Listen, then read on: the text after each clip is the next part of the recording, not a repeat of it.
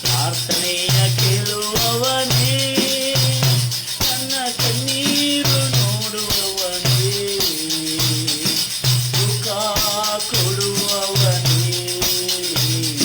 ಸ್ತೋತ್ರ ಏಸಯ್ಯ, ಸ್ತೋತ್ರ ಏಸಯ್ಯ. ನಿನ್ನಿಂದಲೇ ಎಲ್ಲ ಸಾಧ್ಯ, ಮಾತು ಒಂದು ಸಾಕು ಅಯ್ಯ. ನಿನ್ನಿಂದಲೇ ಸಾಧ್ಯವಯ್ಯ, ಮಾತು ಒಂದು ಸಾಕು ಅಯ್ಯ. ಅಯ್ಯ ಮಾತೊಂದು ಸಾಕು ಅಯ್ಯ, ನಿನ್ನ ಮಾತೊಂದು ಸಾಕು ಅಯ್ಯ. ಪ್ರಾರ್ಥನೆಯ ಕೇಳುವವನೇ, ನನ್ನ ಕಣ್ಣೀರು ನೋಡುವವನೇ, ಸುಖ ಕೊಡುವವನೇ. ಸ್ತೋತ್ರ ಏಸಯ್ಯ, ಸ್ತೋತ್ರ ಏಸಯ್ಯ.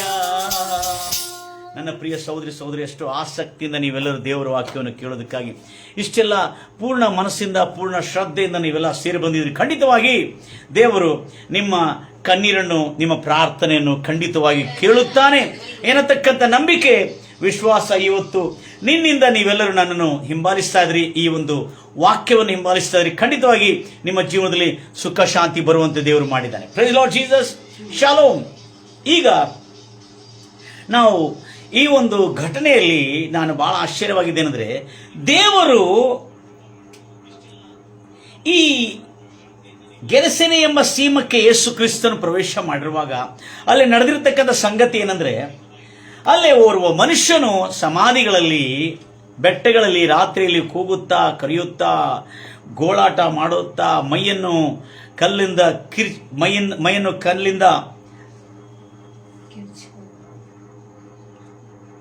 ಕೊಯ್ಯುತ್ತಾ ರಕ್ತಪಾತವಾಗಿ ಮಾಡಿಕೊಂಡು ಅವನಿಗೆ ಬೇಡಿಗಳು ಕಟ್ಟಿದ್ರು. ಅಲ್ಲಿನ ಪ್ರಭುತ್ವದವರು, ಅಲ್ಲಿನ ಸರ್ಕಾರದವರು ಬೇಡಿಗಳು ಕಟ್ಟಿದ್ರು ಕೂಡ ಅವನ ಬೇಡಿಗಳು ಕೂಡ ಅವನು ತುಂಡು ತುಂಡು ಪೀಸ್ ಪೀಸ್ ಆಗಿ ಮಾಡ್ತಿರ್ತಕ್ಕಂಥ ವ್ಯಕ್ತಿ. ಇಂಥ ದೆವ್ವ ಪೀಡಿತನಾಗಿರ್ತಕ್ಕಂಥ ವ್ಯಕ್ತಿ, ಅವನೊಳಗೆ ಸುಮಾರಷ್ಟು ದೆವ್ವಗಳು ಪ್ರವೇಶ ಮಾಡಿತ್ತು. ಆ ದೆವ್ವಗಳು ಪ್ರವೇಶ ಮಾಡಿರುವಾಗ ಆ ದೆವ್ವಗಳಿಗೆ ಯೇಸು ಕ್ರಿಸ್ತನು ಗೆರಸೇನೆ ಎಂಬ ಸೀಮೆ ಒಳಗೆ ಪ್ರವೇಶ ಮಾಡಿದ ಕೂಡಲೇ ಆ ದೆವ್ವಗಳಿಗೆ ಗೊತ್ತಾಯಿತು, ಇನ್ನು ಮುಂದೆ ನಮ್ಮ ಪ್ರಭುತ್ವ, ನಮ್ಮ ಆಳ್ವಿಕೆ, ನಮ್ಮ ಈ ಒಂದು ರುಬಾಬು, ನಮ್ಮ ಈ ಒಂದು ದೊರೆತನ ಮುಗಿದು ಹೋಗ್ತದೆ. ಈ ದೇಶದಿಂದ ಕರ್ತನಾದ ಯೇಸು ಕ್ರಿಸ್ತನು ನಮ್ಮನ್ನು ಹೊರಹಾಕುತ್ತಾನೆ ಅನ್ನತಕ್ಕಂಥ ಸತ್ಯ ಅವರಿಗೆ, ಆ ದೆವ್ವಗಳಿಗೆ ಗೊತ್ತಾಯಿತು. ಇಲ್ಲಿ ಇಂಟ್ರೆಸ್ಟಿಂಗ್ ಏನಂದ್ರೆ, ಇವತ್ತು ಅದನ್ನು ನಾನು ಯಾಕೆ ಇದನ್ನು ನಾನು ಎತ್ತಿದಂದ್ರೆ, ದೇವರು ಅಂದ್ರೆ ಕ್ರಿಸ್ತ ಯೇಸು ದೆವ್ವಗಳ ಪ್ರಾರ್ಥನೆಯನ್ನು ಯಾಕೆ ಈಡೇರಿಸಿದನು? ಯಾಕೆ? ಅದು ಮೊದಲಾಗಿರ್ತಕ್ಕಂಥ ತೀರ್ಪು ಬೇರೆ ಇತ್ತು. ಯೇಸು ಕ್ರಿಸ್ತನು ಆ ದೆವ್ವಗಳಿಗೆ ಹೇಳ್ತಾನೆ, ನೀವು ಅಧೋಲೋಕದಲ್ಲಿ ಬಿದ್ದು ಹೋಗಿ ಎಂಬುದಾಗಿ ಅವುಗಳಿಗೆ ಅಪ್ಪಣೆ ಕೊಟ್ಟಿರ್ತಾನೆ. ಎಂತ ತೀರ್ಪು ಅಂದ್ರೆ ಅದು ಕೊನೆ ತೀರ್ಪು. ಅದು ಎಂತ ತೀರ್ಪು? ಕೊನೆ ತೀರ್ಪು. ಅದು ಏನು ತಿಳ್ಕೊಂಡು, ಅದು ನಿಮ್ಮಲ್ಲಿ ಏನಿದೆ, ಅಗಾಧದಲ್ಲಿ ಅಂದ್ರೆ ಪಾತಾಳಕ್ಕೆ ಹೋಗಿಬಿಡಿ ಎಂಬುದಾಗಿ ಅದು ಕೊನೆ ತೀರ್ಪು. ಅದು ಭಯಂಕರವಾದಂಥ ತೀರ್ಪು. ಆ ತೀರ್ಪನ್ನು ಮಾರ್ಪಾಟ ಮಾಡಿಕೊಂಡು ಈ ದೆವ್ವಗಳು ಯೇಸು ಕ್ರಿಸ್ತನ ಹತ್ರ ಭಿನ್ನಹ ಮಾಡಿಕೊಂಡು ಪ್ರಾರ್ಥನೆ ಮಾಡಿಕೊಂಡು, ಅಲ್ಲೇ ನನ್ನ ಪ್ರಶ್ನೆ ಏನಿತ್ತಂದ್ರೆ, ನನ್ನನ್ನು ಕಾಡ್ತಿರ್ತದ ಪ್ರಶ್ನೆ ಇದೆ, ದೆವ್ವಗಳ ಪ್ರಾರ್ಥನೆಯನ್ನು ಯಾಕೆ ಕೇಳಿದಾನೆ? ನಿನ್ನ ಪ್ರಾರ್ಥನೆ ಯಾಕೆ ಕೇಳಲ್ಲ? ದೆವ್ವಗಳ ಪ್ರಾರ್ಥನೆಯನ್ನೇ ಕೇಳಿ ಅವುಗಳಿಗೆ ಸದುತ್ತರವನ್ನು ಇಮಿಡಿಯೇಟ್ಲಿ, ಕೂಡಲೇ, ಲೇಟ್ ಕೂಡ ಅಲ್ಲ, ಕೂಡಲೇ ಕೊಟ್ಟಿದ್ದಾನೆ. ಇವತ್ತು ದೆವ್ವಗಳ ಪ್ರಾರ್ಥನೆಗೆ ದೇವರ ಉತ್ತರ ಕೊಟ್ಟಿದ್ರೆ, ದೆವ್ವಗಳಲ್ಲಿ ಏನಂತ ನೀತಿ ಗೊತ್ತಿತ್ತು? ಯೇಸು ಕ್ರಿಸ್ತನು ಅವರ ಪ್ರಾರ್ಥನೆಯನ್ನು ಕೇಳಿ ಅವರಿಗೆ ಮರಣದಂಡನೆ, ಅವರಿಗೆ ನರಕದಲ್ಲಿ, ಅವರಿಗೆ ಅಧೋಲೋಕದಲ್ಲಿ ಹೋಗೆಂಬುದಾಗಿ ಆಜ್ಞಾಪಿಸಿರುವಾಗ ಆ ಆಜ್ಞೆ, ಆ ಒಂದು ತೀರ್ಪನ್ನು ಮಾರ್ಪಾಟ ಮಾಡಿ ತಿರುಗಿ ಹಂದಿಗಳಲ್ಲಿ ಹೋಗಿ ಹಂದಿಗಳನ್ನು ಕೊಂದಾಕಿ ಅದು ಅದೇ ದೇಶದಲ್ಲಿ ಉಳ್ಕೊಂಡು ಅಂದ್ರೆ ಅರ್ಥ ಏನಿದ್ರದು? ಇವನ್ ದೆವ್ವಗಳಿಗೂ ದೇವರು ಆ ಪ್ರಾರ್ಥನೆ ಮಾಡುವಾಗ ದೆವ್ವಗಳಿಗೂ ನ್ಯಾಯ ಮಾಡಿದನಂದ್ರೆ ಅದರಲ್ಲಿ ಏನಂತ ಸತ್ಯ ಅಡಕವಾಗಿದೆ? ಅದು ಬಿಲೀವರ್ಸ್ಗೆ ಯಾಕೆ ಗೊತ್ತಿಲ್ಲ? ದೆವ್ವಗಳಿಗೆ ಗೊತ್ತಿದೆ, ಯೇಸು ಕ್ರಿಸ್ತ ನನ್ನ ಪ್ರಾರ್ಥನೆಯನ್ನು ಕೇಳಿ ನನಗೆ ಖಂಡಿತವಾಗಿ ಅವುಗಳನ್ನು ಈಡೇರಿಸುತ್ತಾನೆ ಅನ್ನತಕ್ಕಂಥ ನಂಬಿಕೆ ದೆವ್ವಗಳಿಗಿದ್ರೆ ನಿಮಗೆ ಯಾಕೆ ಇರಬಾರದು? Praise Lord Jesus. ಗಂಭೀರವಾಗಿ ಹೇಳ್ತಿರಲಿಲ್ಲ. ಅದಕ್ಕೆ ನಾನು ಅದರ ಬಗ್ಗೆ ಅಧ್ಯಯನ ನಡೆಸ್ತಾ ಇದ್ದೆ. ಇದು ಒಂದು ವಿಚಿತ್ರ ಕೇಸ್ ಬೈಬಲಲ್ಲಿ ಇರತಕ್ಕಂಥದ್ದು. ಹಲ್ಲೆಲೂಯಾ. ಈ ದೆವ್ವಗಳಿಗೆ ಗೊತ್ತಿದೆ, ಯೇಸು ಕ್ರಿಸ್ತನು ಯಾವುದೇ ದೇಶದಲ್ಲಿ ಹೋಗಿದ್ರೆ ಆ ದೇಶದಲ್ಲಿ ಇರತಕ್ಕಂಥ ಎಲ್ಲ ದುರಾತ್ಮಗಳ ಶಕ್ತಿಯನ್ನು ನಿರ್ಮೂಲ ಮಾಡ್ತಾನೆ ಎಂಬುದಾಗಿ ಅವುಗಳಿಗೆ ಗೊತ್ತಿದೆ.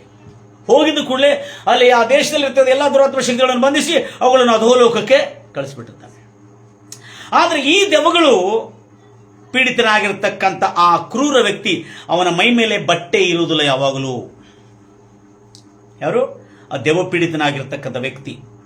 ಅವನು ಯಾವಾಗಲೂ ಸಮಾಧಿಗಳಲ್ಲಿ ರಾತ್ರಿಯಲ್ಲಿ ಕೂಗುತ್ತಾ ಗೋಳಾಡುತ್ತಾ ಕೇಕೆ ಆಗುತ್ತಾ ಜನರೆಲ್ಲರೂ ಭಯಪಡ್ತಾ ಇದ್ರು. ಆಮೇಲೆ ಅಲ್ಲಿನ ದೇಶದವರು, ಗೌರ್ಮೆಂಟ್ನವರು ಅವನಿಗೆ ಬೇಡಿಗಳು ಹಾಕಿ ಬಂಧಿಸಿ ಬಹಳಷ್ಟು ನಿಯಂತ್ರಿಸಲಿಕ್ಕೆ ನೋಡಿದ್ರು.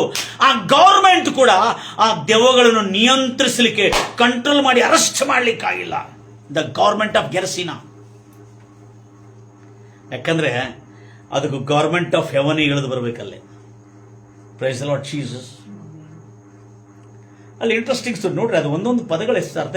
ಬೇಡಿಗಳು ಹಾಕಿದ್ರು ಕೂಡ ಆ ಬೇಡಿಗಳನ್ನು ತುಂಡು ತುಂಡು ಮಾಡುತ್ತಿದ್ದನು. ಅಂದ್ರೆ ದೆವ್ವಗಳು ಅದರೊಳಗಿರ್ತಕ್ಕಂಥ ದೆವ್ವ ಪೀಡಿತನಾಗಿರುವ ವ್ಯಕ್ತಿ, ಅದರೊಳಗೆ ಎಷ್ಟು ದೆವ್ವಗಳಿದ್ದವು. ಅಷ್ಟೇ ಅಲ್ಲದೆ ಒಂದು ಗೌರ್ಮೆಂಟ್ ಕೂಡ ಅದನ್ನು ನಿಯಂತ್ರಿ. ನನ್ ಕ್ಯಾನ್ ಟ್ಯಾಮ್ ಹಿಮ್.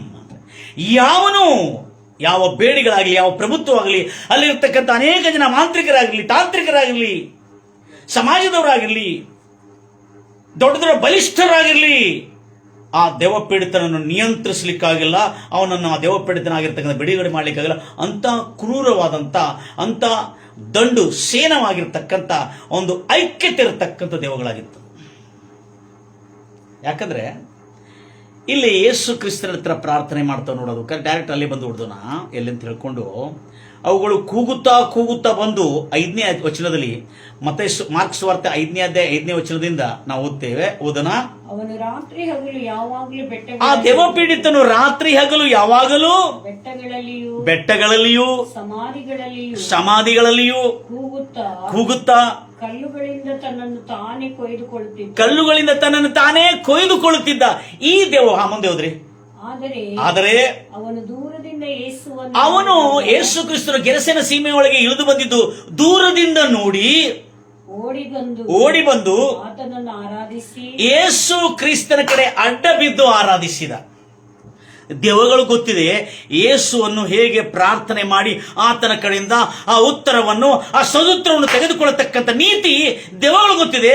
ಯೇಸುವನ್ನು ಅಡ್ಡ ಬಿದ್ದು ಆರಾಧಿಸುವಾಗ ಆ ದೇವರು ಸ್ವಯಂ ಯೇಸು ಮಜ್ಬೂರಾಗಿ ಅನಿವಾರ್ಯದಿಂದ ಆ ದೆವ್ವಗಳ ಪ್ರಾರ್ಥನೆ ಈಡೇರಿಸಬೇಕನ್ನತಕ್ಕಂಥ ಸತ್ಯ, ಈಡೇರಿಸಬೇಕಾಗುತ್ತ ಅನ್ನತಕ್ಕಂಥ ಸತ್ಯ ದೆವ್ವಗಳು ಗೊತ್ತಿದೆ. ಆದರೆ ಬಿಲಿವರಿಗೆ ಯಾಕೆ ಗೊತ್ತಿಲ್ಲ ಎಂಬ ನನ್ನ ಕಳಕಳೆಯ ನೋವು ಅದು. Praise the Lord Jesus. ಗಂಭೀರವಾಗಿ ಹೇಳ್ತಾರಲ್ವಿಯ, ಮುನಪ್ರಭು ದೇವತರಲ್ವಿಯ.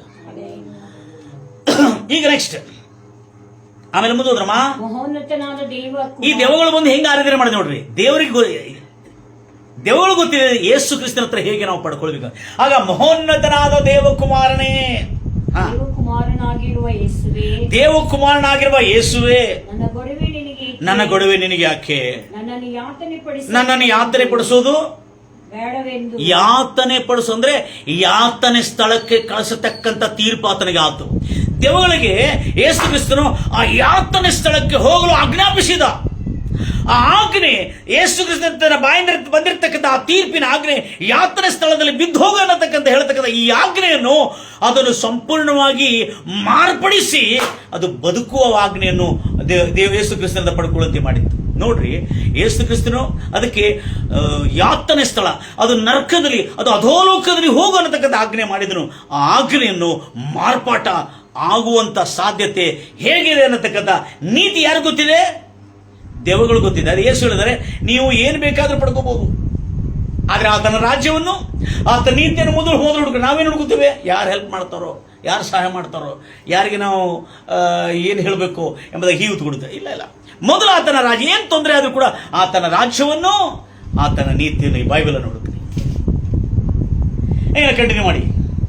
ನಾನು ನಿನಗೆ ದೇವರಾಣೆ ಇಡುತ್ತೇನೆ. ಆಗ ಈ ದೆವ್ವ ಏನ್ ಮಾಡ್ತದೆ ನೋಡ್ರಿ, ದೆವ್ವ ಯೇಸು ಕ್ರಿಸ್ತ ನಾನು ನಿನ್ನ ಮೇಲೆ ನಿನಗೆ ದೇವರಾಣೆ ಇಡುತ್ತೇನೆ, ಯೇಸುವಿಗೆ ಹೇಳ್ತಾರೆ ನಿನ್ನ ಮೇಲೆ ದೇವರಾಣೆ ಇಡುತ್ತೇನೆ ಎಂದು ಮಹಾಶಬ್ದದಿಂದ ಕೂಗಿ ಹೇಳಿದನ. ಕಾರಣ ಏನಂದ್ರೆ ಆತನು ಅಂದ್ರೆ ಯೇಸು ಕ್ರಿಸ್ತು ಆ ದೆವ್ವ ಪೀಡಿತನಿಗೆ ಅಶುದ್ಧಾತ್ಮವೇ ಆ ಮನುಷ್ಯನೊಳಗಿಂದ ಹೊರಗೆ ಬಾ ಎಂದು ಹೇಳಿದ್ದರಿಂದ ಹೊರಗೆ ಬಾ, ಆಮೇಲೆ ಅಧೋಲೋಕಕ್ಕೆ ಹೋಗು.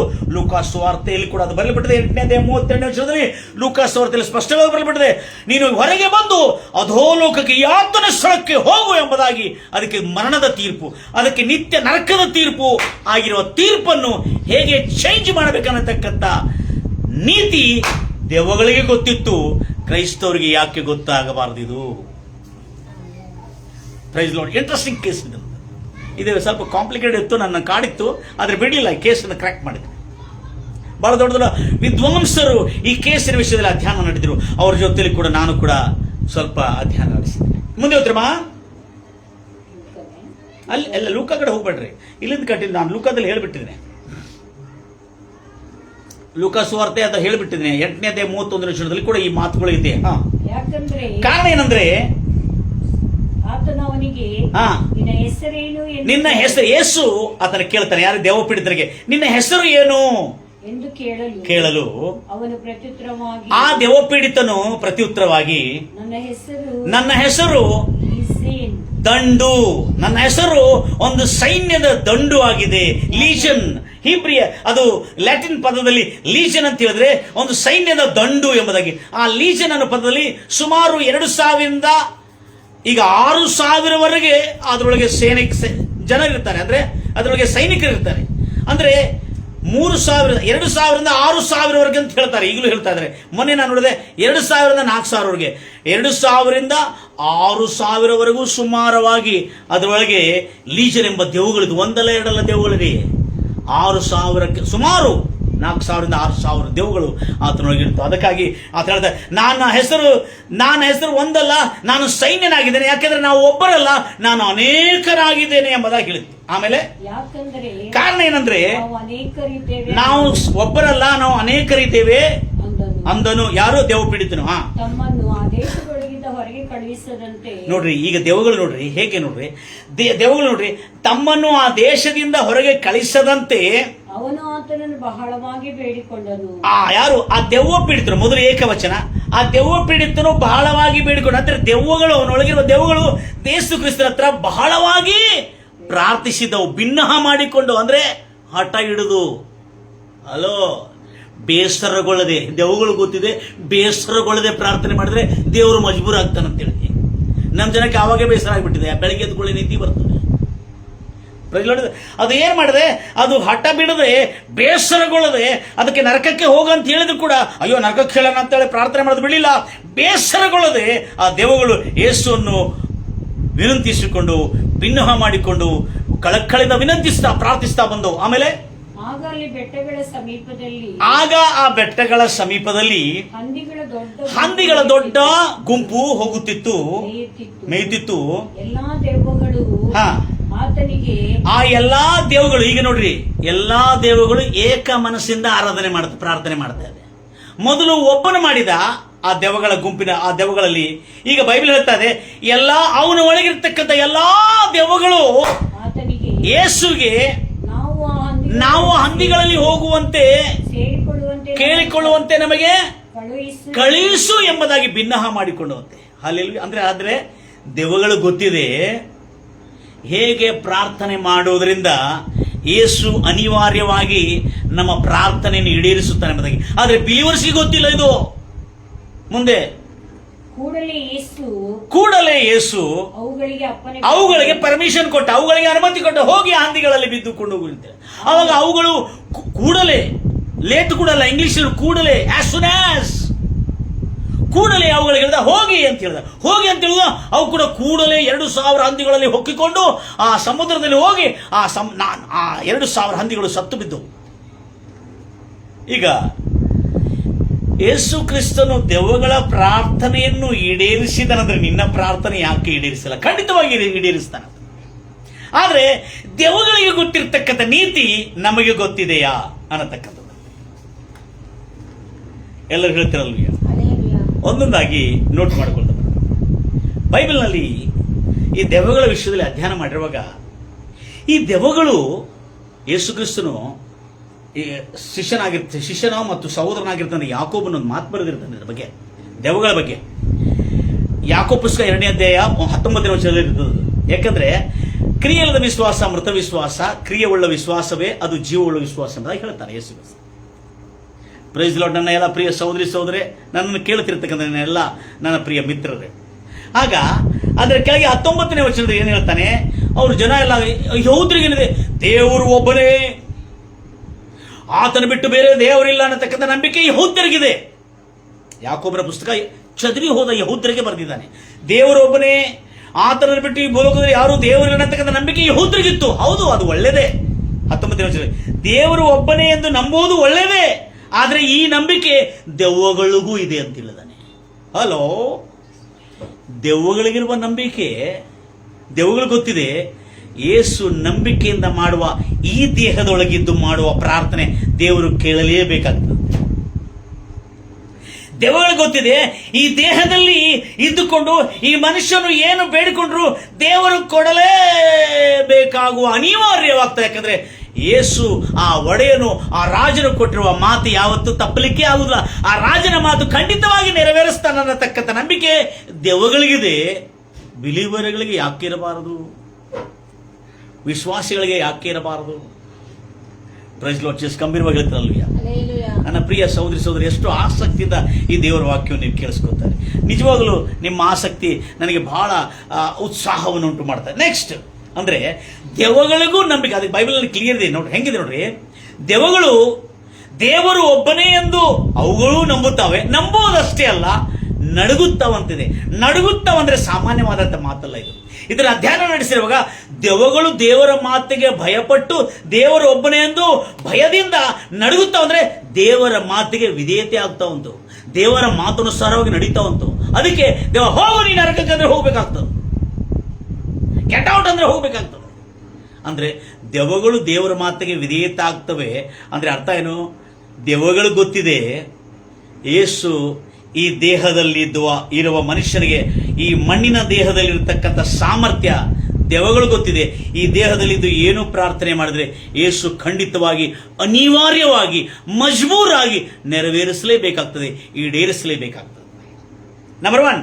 ನಂಬರ್ 2, ನೆಕ್ಸ್ಟ್ ಹೋಗ್ತಾ ಇದ್ದೀವಿ ನಾವು. ಇದರಲ್ಲಿರ್ತಕ್ಕಂಥ ಐಕ್ಯತೆ, ಎದರಲ್ಲಿ? ದೆವ್ವಗಳಲ್ಲಿರ್ತಕ್ಕಂಥ ಐಕ್ಯತೆ. ದೆವ್ವಗಳು ಸುಮಾರು 1 ಅಲ್ಲ 2 ಅಲ್ಲ 3 ಅಲ್ಲ, ಸುಮಾರು 2ರಿಂದ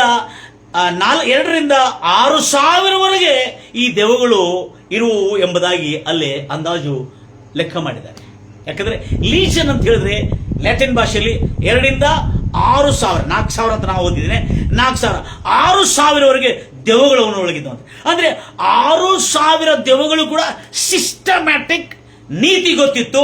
ಒಂದು ಸೇನಾ, ಒಂದು ಒಡೆಯನು, ಒಂದು ರಾಜನ ಹತ್ರ ಹೇಗೆ ಭಿನ್ನಹ ಮಾಡಿಕೋಬೇಕೆಂಬುದಾಗಿ.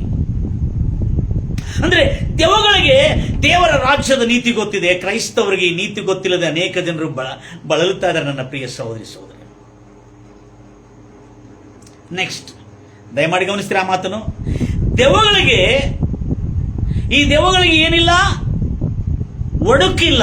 ದೆವ್ವಗಳಲ್ಲಿ ಒಡಕಿಲ್ಲ. ಈ 6,000 ದೆವ್ವಗಳು ಇಲ್ಲಿ 6 ಜನ 10 ಜನ ಒಂದಾಗಿದ್ರೆ ಅವರ ಮಧ್ಯದಲ್ಲಿ ಐಕ್ಯತೆ ಇರೋದಿಲ್ಲ, ಒಕ್ಕಟ್ಟಿರೋದಿಲ್ಲ, ಒಡಕು ಬರ್ತದೆ. ಇಲ್ಲಿ 6,000 ದೆವ್ವಗಳು ಐಕ್ಯತೆಯಿಂದ ಯೇಸು ಹತ್ರ ಪ್ರಾರ್ಥನೆ ಮಾಡಿದ. ಅಂದ್ರೆ ದೆವ್ವಗಳು ಎಲ್ಲ ಬೇಡಿಕೊಂಡವಂತೆ, ಅಯ್ಯ ನಮ್ಮನ್ನು ಹಂದಿಗಳಲ್ಲಿ ಕಳಿಸು. ಅಂದ್ರೆ ದೆವ್ವಗಳು ಏಕ ಮನಸ್ಸಿಂದ ಪ್ರಾರ್ಥನೆ ಮಾಡುವಾಗ ಹೋಗು ಎಂಬುದಾಗಿ ಪರ್ಮಿಷನ್ ಕೊಟ್ಟಿದ್ದಾನೆ. ಯಾಕಂದ್ರೆ ಯೇಸು ತನ್ನ ಮಾತನ್ನು ಯಾವತ್ತೂ ತಪ್ಪಲಿಕ್ಕಾಗೋದು. ಯಾಕಂದ್ರೆ ಮನುಷ್ಯನಿಗೆ, ಮಾನವನಿಗೆ, ಈ ಶರೀರದಲ್ಲಿದ್ದ ಮನುಷ್ಯನಿಗೆ ಆ ವಾಗ್ದಾನ ಮಾಡಿರುವಾಗ ಈ ಶರೀರದೊಳಗಿದ್ದು ನಾನು ಏನು ಪ್ರಾರ್ಥನೆ ಮಾಡಿದ್ರು ಆ ಪ್ರಾರ್ಥನೆ ದೇವರು ಕೇಳುತ್ತಾನೆ ಅನ್ನತಕ್ಕಂಥ ದೆವ್ವಗಳಿಗೆ ನಂಬಿಕೆ ಇದೆ. ಆದರೆ ಈ ಶರೀರದಲ್ಲಿದ್ದ ಮನುಷ್ಯನಿಗೆ ನಂಬಿಕೆ ಇಲ್ಲ. ಇವತ್ತು ನಾನು ನಂಬುತ್ತೇನೆ ನಿಮಗೆ ಆ ನಂಬಿಕೆ ಬರ್ತಾ ಇದೆ ಎಂಬುದಾಗಿ. ನೆಕ್ಸ್ಟ್ ವಿ ಕಮ್ ಟು ಲೂಕ ಸುವಾರ್ತೆ 11ನೇ ಅಧ್ಯಾಯ 17ರಿಂದ 20ವರೆಗೆ ಯೇಸು ಕ್ರಿಸ್ತನು ಒಂದು ಸನ್ನಿವೇಶದಲ್ಲಿ ಯೇಸು ಕ್ರಿಸ್ತನನ್ನು ಆರೋಪಿಸ್ತಾರೆ, ನಿಂದಿಸ್ತಾರೆ. ನೀನು ದೆವ್ವಗಳ ಶಕ್ತಿಯಿಂದ ಇದೆಲ್ಲ ಮಾಡ್ತಾ ಇದೆ ಎಂಬುದಾಗಿ. ಆವಾಗ ಯೇಸು ಕ್ರಿಸ್ತನು ಅಲ್ಲಿರ್ತಕ್ಕಂಥ ನಿಂದಕರು, ಅಪಹಾಸ್ಯ ಮಾಡುವವರು, ಪರಿಸಯರು, ಸದ್ದುಕಾಯರು, ಮತಸ್ಥರು ಏನಂತಾರೆ ಆ ಮಾತಿಗೆ ಉತ್ತರ ಕೊಡ್ತಾರೆ. ಏನು ತಿಳ್ಕೊಂಡು, ಎಂತ ಮಾತಾಡ್ತೇಪ್ಪ, ಈ ದೆವ್ವಗಳು ತನ್ನ ರಾಜ್ಯದಲ್ಲಿ ಒಡಕು ಬಂದ್ರೆ ಆ ದೆವ್ವಗಳ ರಾಜ್ಯ ನಿಲ್ಲಲ್ಲ.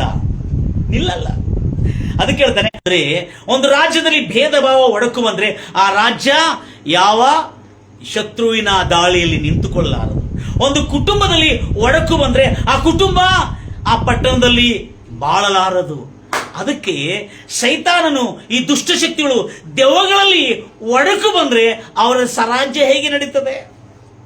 ಆದ್ರೆ ಅವ್ರು ಎಷ್ಟು ಐಕ್ಯತೆದಿಂದಿದ್ರು ಪರಲೋಕದ ಗವರ್ಮೆಂಟ್ ಮುಂದೆ ದೆವ್ವಗಳ ಐಕ್ಯತೆ ಕೂಡ ಕಾರ್ಯಕ್ಕೆ ಬರುವುದು. ಅದಕ್ಕಾಗಿ ಯೇಸು ಕ್ರಿಸ್ತನು ದೆವ್ವಗಳಿಗಿರುವ ಐಕ್ಯತೆ ಬಗ್ಗೆ ಹೇಳ್ತಾ ಇದ್ದಾನೆ. ಆದ್ರೆ ಕ್ರೈಸ್ತವರಾಗಿರುವ ನಮಗೆ ಆ ಐಕ್ಯತೆ ಇದೆಯಾ? ಓದಿಸಿ. ಈಗ ನಾ ಹೇಳಿದೆ ಲೂಕಾ ಸುವಾರ್ತೆ 11ನೇ ಅಧ್ಯಾಯ 17ರಿಂದ 20 ಆ ಮಾತಿದೆ. ಆದರೆ ಆತನು ಆ ಮತಸ್ಥರ ಆಲೋಚನೆ, ಆ ಯಹೂದ್ಯರ ಆಲೋಚನೆಯನ್ನು ಕಂಡುಕೊಂಡು ಅವರಿಗೆ ತನ್ನಲ್ಲಿ ವಿರೋಧವಾಗಿ ವಿಭಾಗಿಸಲ್ಪಟ್ಟ ಒಡಕು ಬಂದಿರತಕ್ಕಂತ ಯಾವ ಪ್ರತಿಯೊಂದು ರಾಜ್ಯವು ಹಾಳಾಗುವುದು. ಹೌದು, ಒಂದು ಮನೆಯಲ್ಲಿ ತಮಗೆ ವಿರೋಧವಾಗಿ ಭಿನ್ನ ಮತ ಬಂದು ಅದರಲ್ಲಿ ಒಡಕು ಬಂದ್ರೆ ಆ ಕುಟುಂಬ ಬಿದ್ದು ಹೋಗುತ್ತದೆ. ಸೈತಾನನು ಸಹ ತನಗೆ ವಿರೋಧವಾಗಿ ಸೈತಾನನು ಅವನ ರಾಜ್ಯದಲ್ಲಿ ವಿಭಾಗಗಳು ಬಂದ್ರೆ, ಒಡಕು ಬಂದ್ರೆ ಅವನ ರಾಜ್ಯ ನಿಲ್ಲದು. ಅಂದ್ರೆ ಅರ್ಥ ಏನು?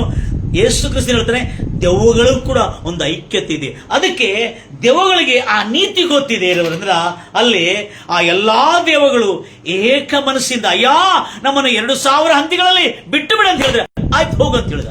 With in no time, as soon as they asked, Jesus answered the right and correct answer. ಸದುತ್ತರವನ್ನು ಕೊಟ್ಟ, ಹೋಗಿ ಅಂತ ಹೇಳಿದ. ದೆವ್ವಗಳು ಗೊತ್ತಿದೆ, ಏಕ ಮನಸ್ಸಿಂದ ಪ್ರಾರ್ಥನೆ ಮಾಡಿದ್ರೆ ಯೇಸು ಹೇಳಿದ್ದ ಈ ಮನುಷ್ಯನಿಗೆ ಹೇಳಿರುವ ಈ ಮನುಷ್ಯನ ದೇಹಕ್ಕೆ ಅಂತ ಶಕ್ತಿ ಇದೆ ಅನ್ನತಕ್ಕಂಥ ದೆವ್ವಗಳಿಗೆ ಗೊತ್ತಿದೆ. ಈ ದೇಹಕ್ಕೆ ಭೂಮಿ ಮೇಲೆ ಅಧಿಕಾರ ಇದೆ, ಆತ್ಮಗಳಿಗೆ ಈ ಭೂಮಿ ಮೇಲೆ ಅಧಿಕಾರ ಇಲ್ಲ ಎಂಬುದಾಗಿ. ಯಾಕಂದ್ರೆ ಈ ದೇಹದೊಳಗಿದ್ದೇ ಪ್ರಾರ್ಥನೆ ಮಾಡ್ತಾ ಇದ್ದ ಹೊರತು ದೇಹದ ಹೊರಗೆ ಬಂದು ಪ್ರಾರ್ಥನೆ ಮಾಡಿದ್ರೆ ದೇವರು ಕೇಳಲ್ಲ ಅನ್ನತಕ್ಕಂಥ ಭಯ ಅದಕ್ಕೆ ಇತ್ತು. ಯಾಕಂದ್ರೆ ಅದಕ್ಕೆ ನೀತಿ ಗೊತ್ತಿದೆ, ಅದಕ್ಕೆ ದೆವ್ವಗಳಿಗೆ ನೀತಿ ಗೊತ್ತಿದೆ. Praise Lord Jesus. ಈಗ ನಾನು ಆ ಮಾತಿಗೆ ಬರ್ತೇನೆ. ನೆಕ್ಸ್ಟ್ ಅದೇ ಮಾತು ದೆವ್ವಗಳಿಗೆ ಮತ್ತೇಯ ಸುವಾರ್ತೆ 18ನೇ ಅಧ್ಯಾಯ 19ನೇ ವಚನ 20ನೇ ವಚನದ ಸಂಗತಿ ಕೂಡ ದೆವ್ವಗಳಿಗೆ ಗೊತ್ತಿದೆ. ಆದ್ರೆ ಕ್ರೈಸ್ತವರಿಗೆ ಯಾಕೆ ಗೊತ್ತಾಗ್ತಾ ಇಲ್ಲ? ಯೇಸು ಹೇಳಿದ ಮಾತನ್ನು ಓದ್ತಿರ ಮಾತನ್ನು ಬೇಗನೆ 18-19. ಎಲ್ಲೇ ಇಬ್ಬರು ನಾನು ನಿಮಗೆ, ಯೇಸು ಹೇಳ್ತಾ ಇದ್ದಾನೆ, ನಾನು ನಿಮಗೆ ತಿರುಗಿ ಹೇಳುವುದೇನೆಂದ್ರೆ, ತಾವು ಬೇಡಿಕೊಳ್ಳುವ ಯಾವ ವಿಷಯಕ್ಕಾದರೂ ಭೂಮಿ ಮೇಲೆ ಸಮ್ಮತಿಸಿದ ನಿಮ್ಮಲ್ಲಿ ಇಬ್ಬರು ತಾವು ಏನಾದ್ರೆ ಬೇಡಿಕೊಳ್ಳಬೇಕು, ಪ್ರಾರ್ಥನೆ ಮಾಡಬೇಕಾದ್ರೆ ನಿಮ್ಮಲ್ಲಿ ಇಬ್ಬರು ಸಮ್ಮತಪಟ್ಟು ಭೂಮಿಯ ಮೇಲೆ, ಅಂದ್ರೆ ಈ ಭೂಮಿ ಮೇಲೆ ದೇಹದಲ್ಲಿದ್ದ ದೇಹ ಭೂಮಿ ಮೇಲೆ ಸಮ್ಮತಪಟ್ಟು ನೀವು ಬೇಡಿಕೊಂಡ್ರೆ ಅದು ಪರಲೋಕದಲ್ಲಿರುವ ನನ್ನ ತಂದೆಯಿಂದ ಆಗುವುದು ಎಂದು ವಚನ ಕೊಡ. ಈ ವಚನವನ್ನು ಯಾರು ಗೊತ್ತಿತ್ತು? ದೆವ್ವಗಳು ಗೊತ್ತಿದೆ, ಕ್ರಿಶ್ಚಿಯನ್ರಿಗೆ ಗೊತ್ತಿಲ್ಲ. ಹೌದು, ಮುಂದೆ ಆಗುವುದೆಂದು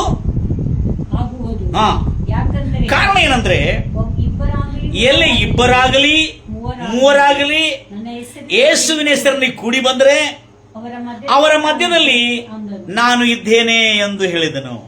ಅಂದ್ರೆ ದೆವ್ವಗಳು ಗೊತ್ತಿದೆ, ಏಕ ಮನಸ್ಸಿಂದ ಪ್ರಾರ್ಥನೆ ಮಾಡಿದ್ರೆ ಯೇಸು ಮಜ್ಬೂರ್ ಆಗಬೇಕು.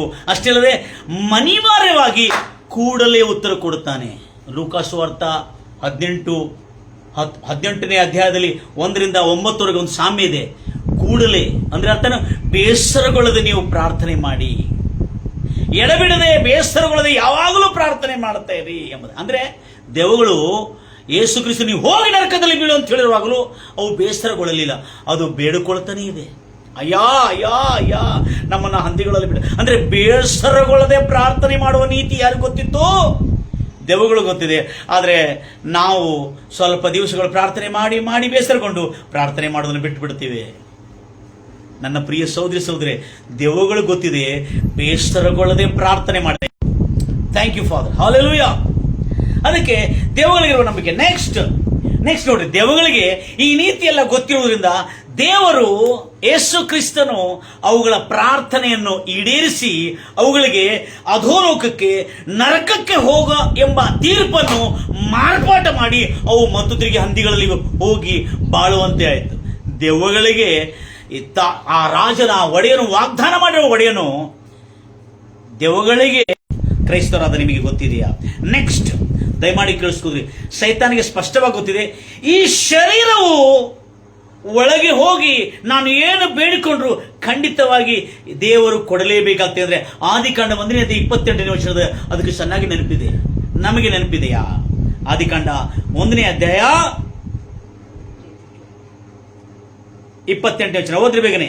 ಆದಿಕಾಂಡ 1ನೇ ಅಧ್ಯಾಯ 28ನೇ ವಚನ ಸ್ಪಷ್ಟವಾಗಿ ಬರಲ್ಪಟ್ಟಿದೆ. ಅದೇನಂದ್ರೆ, ಇದಲ್ಲದೆ ದೇವರು ಮನುಷ್ಯರನ್ನು ಸೃಷ್ಟಿ ಮಾಡುವಾಗ ಅವರನ್ನು ಆಶೀರ್ವದಿಸಿ, ದೇವರು ಅವ್ರು ಹೇಳ್ತಾರೆ ಅಭಿವೃದ್ಧಿಯಾಗಿ ಹೆಚ್ಚಿ ಭೂಮಿಯನ್ನು ತುಂಬಿಕೊಂಡು ಅದನ್ನು ವಶ ಮಾಡಿಕೊಳ್ಳಿರಿ. ಇಲ್ಲಿ ಎಷ್ಟು ಹೇಳ್ತೇನೆ, ನಾನು ನೇರವಾಗಿ ಬರ್ತೇನೆ. ಆವಾಗ ದೇವರು ಮನುಷ್ಯನನ್ನು ಉಂಟು ಮಾಡುವಾಗ ಮನುಷ್ಯನನ್ನು ದೇವರು ಆಶೀರ್ವದಿಸ್ತಾನೆ. ಆಶೀರ್ವದಿಸಿ ಹೇಳ್ತಾನೆ, ನೀವು ಭೂಮಿಯಲ್ಲಿ ಫಲಿಸಿರಿ, ತುಂಬಿಕೊಳ್ಳಿರಿ, ವಶ ಮಾಡಿಕೊಳ್ಳಿರಿ, ಭೂಮಿಯನ್ನು ನೀವು ಆಳಿರಿ ಎಂಬುದಾಗಿ ಆಶೀರ್ವದಿಸಿದೆ. ಅಂದ್ರೆ ದೇವರು ಈ ದೇಹದಲ್ಲಿದ್ದ ಮನುಷ್ಯನಿಗೆ, ದಯಮಾಡಿ ಕೇಳಿಸ್ತೀರಿ, ಈ ಮಣ್ಣಿನ ದೇಹದಲ್ಲಿದ್ದ, ನೆನ್ಪಿಟ್ಕೊಳ್ರಿ, ಈ ಮಣ್ಣಿನ ದೇಹದಲ್ಲಿದ್ದ ಮನುಷ್ಯನಿಗೆ ಹೇಳ್ತಾನೆ, ನೀನು ಭೂಮಿಯನ್ನು ಆಳು, ಇನ್ನು ನಾನಲ್ಲ ಆಳುವುದು, ನೀನು ಆಳು ಎಂಬುದಾಗಿ ಹೇಳ್ತಾನೆ. ಅಂದ್ರೆ ಅರ್ಥ ಏನು? ದೇವರು ತನ್ನೊಂದಿಗೆ ಕೂಡ ಸೇರಿಸ್ಕೊಂಡಿಲ್ಲ, ನಾನು ಇಬ್ರು ಕೂಡಿ ಆಳೋಣ, ಇಲ್ಲ, ನಾನು ಹೇಳುತ್ತೇನೆ, ಆದರೆ ನೀನು ಭೂಮಿಯನ್ನು ಆಳು ಎಂಬುದಾಗಿ ಮನುಷ್ಯನಿಗೆ, ಈ ಮಣ್ಣಿನ ದೇಹದಿಂದ ಮಾಡಲ್ಪಟ್ಟಿರುವ ಮನುಷ್ಯನಿಗೆ ದೇವರು ಅಧಿಕಾರವನ್ನು ಕೊಟ್ಟು ಬಿಟ್ಟಿದ್ದಾನೆ, ಈ ಭೂಮಿಯನ್ನು ಆಳು ಎಂಬುದಾಗಿ. ಆಗ ದೇವರು ಯಾವತ್ತು ತನ್ನ ಮಾತನ್ನು ಎಷ್ಟು ಮಾತ್ರಕ್ಕೂ ತಪ್ಪುವುದಿಲ್ಲ. ಅದಕ್ಕಾಗಿ ದೆವ್ವಗಳಿಗೆ ಗೊತ್ತಿದೆ, ಈ ಮಣ್ಣಿನ ದೇಹದಲ್ಲಿ ಇದ್ದುಕೊಂಡು ನಾನು ಪ್ರಾರ್ಥನೆ ಮಾಡಿದರೆ ದೇವರು ಖಂಡಿತವಾಗಿ ನನ್ನ ಪ್ರಾರ್ಥನೆಯನ್ನು ಕೇಳಲೇಬೇಕಾಗುತ್ತದೆ. ಅದಕ್ಕೆ 1ನೇ ಅಧ್ಯಾಯ 28ನೇ ವಚನ ಚೆನ್ನಾಗಿ ಗೊತ್ತಿದೆ. ಯಾರಿಗೆ? ದೆವ್ವಗಳಿಗೆ. Praise Lord Jesus. ಆದ್ರೆ ಕ್ರೈಸ್ತವರಾದ ನಮಗೆ ಗೊತ್ತಿದೆಯಾ? ಆಯ್ತು. ನೆಕ್ಸ್ಟ್, ದೆವ್ವಗಳಿಗೆ ಗೊತ್ತಿದೆ, ಈ ದೇಹದಲ್ಲಿ ಇದ್ದುಕೊಂಡು ನಾನು ಈ ನಾಲಿಗೆಯಿಂದ ಜೀವವಾಗಲಿ ಮರಣವನ್ನು ಬೇಡಿಕೊಂಡ್ರು ಅದು ಕೂಡ ದೇವರು ಕೊಟ್ಟೇ ಕೊಡ. ಅದಕ್ಕೆ ಈ ಶರೀರ ಸಾಮಾನ್ಯವಾದದಲ್ಲ ನನ್ನ ಪ್ರಿಯ ಸಹೋದರಿ. ಆದರೆ ಕ್ರೈಸ್ತವರಾದ ನಮಗೆ ಗೊತ್ತಿಲ್ಲ, ಈ ಶರೀರದೊಳಗೆ ದುರಾಶೆಗಳು, ಕೆಟ್ಟಾಶೆಗಳು, ಸುಳ್ಳು, ಮೋಸ, ವಂಚನೆ, ದ್ವೇಷ, ಅಸೂಯೆ, ಕೈ, ಕಾಮವಿಲಾಸ ಎಲ್ಲವನ್ನು ತುಂಬಿಕೊಂಡು ಈ ದೇವರ ಆಲಯದಂತ ಈ ದೇಹವನ್ನು ಹೊಲೆ ಮಾಡಿಕೊಳ್ಳುತ್ತಾ ಇದ್ದಾರೆ. ಆದರೆ ದೆವ್ವಗಳು ಗೊತ್ತಿದೆ ಇದು ದೇವರ ಆಲಯ ಎಂಬುದಾಗಿ. ಮೊದಲನೇ ಕೊರಿಂಥಿ 6ನೇ ಅಧ್ಯಾಯ 19ನೇ ವರ್ಷದಲ್ಲಿ ಅಪೊಸ್ತಲನಾದ ಪೌಲ ಹೇಳ್ತಾನೆ, ಓದ್ರಿ ಆ ಮಾತನ್ನು, ಬೇಗನೆ ಹೋದ್ರಮ್ಮ. ದೇವರಿಂದ ದೊರಕಿ ನಿಮ್ಮೊಳಗೆ ನೆಲೆಗೊಂಡಿರುವ ಪವಿತ್ರಾತ್ಮನಿಗೆ, ನಿಮ್ಮಲ್ಲಿ ನೆಲೆಗೊಂಡಿರುವ ದೇವರಿಂದ ದೊರಕಿ ನಿಮ್ಮೊಳಗೆ ನೆಲೆಗೊಂಡಿರ್ತಕ್ಕಂಥ ಪವಿತ್ರಾತ್ಮನಿಗೆ ನಿಮ್ಮ ದೇಹವು ಆಲಯವಾಗಿದೆ. ನಿನ್ನ ದೇಹವು, ಪೌಲ್ ಹೇಳ್ತಾನೆ, ಸಂತನ ಹೇಳ್ತಾನೆ, ಬೈಬಲ್ ಹೇಳ್ತಾ ಇದೆ ಏನಂತೇಳಿ, ಈಗ ನಿಮ್ಮ ದೇಹವು ದೇವರ ಆಲಯವೆಂದು ನಿಮಗೆ ಗೊತ್ತಿಲ್ಲವೋ? ನಿಮಗೆ ತಿಳಿದಿಲ್ಲ, ಅಷ್ಟು ತಿಳಿದಿಲ್ಲ ನಿಮಗೆ. ನೀವು ನಿಮ್ಮ ಸ್ವಂತ ಸೊತ್ತಲ್ಲ, ಯೇಸು ಕ್ರಿಸ್ತನ ರಕ್ತದಿಂದ, ಆತನ ಕ್ರಯದಿಂದ ತೆಗೆದುಕೊಳ್ಳಲ್ಪಟ್ಟಿದ್ದೀರಿ. ಅಂದ್ರೆ ಈ ದೇಹ ದೇವರ ಆಲಯ ಎಂಬುದಾಗಿ ದೆವ್ವಗಳಿಗೆ ಗೊತ್ತಿದೆ. ಈ ದೇವರ ಆಲಯದಲ್ಲಿದ್ದು ಪ್ರಾರ್ಥನೆ ಮಾಡಿದೆ ದೇವರು ಖಂಡಿತವಾಗಿ ಅನಿವಾರ್ಯವಾಗಿ ನಮ್ಮ ಪ್ರಾರ್ಥನೆ ಕೇಳಲೇಬೇಕಾಗುತ್ತದೆ. ದೆವ್ವಗಳಿಗಿರುವ ನಂಬಿಕೆ ನಿನಗಿಲ್ಲದ್ರೆ ಹೇಗೆ ನನ್ನ ಪ್ರಿಯ ಸಹೋದರನೇ? Praise the Lord Jesus. ನಾನು ಇವತ್ತು ಹೇಳ್ತಾ ಇದ್ದೇನೆ, ಈ ದೆವ್ವಗಳಿಗೆ ದೇವರ ರಾಜ್ಯ ಮತ್ತು ದೇವರ ನೀತಿ ಗೊತ್ತಿದೆ. ಆ ನೀತಿ ಪ್ರಕಾರವಾಗಿ ಈ ಯೇಸು ಕ್ರಿಸ್ತನ ಮುಂದೆ ಬಂದು ಅಡ್ಡ ಬಿದ್ದು ಆರಾಧಿಸಿದರು.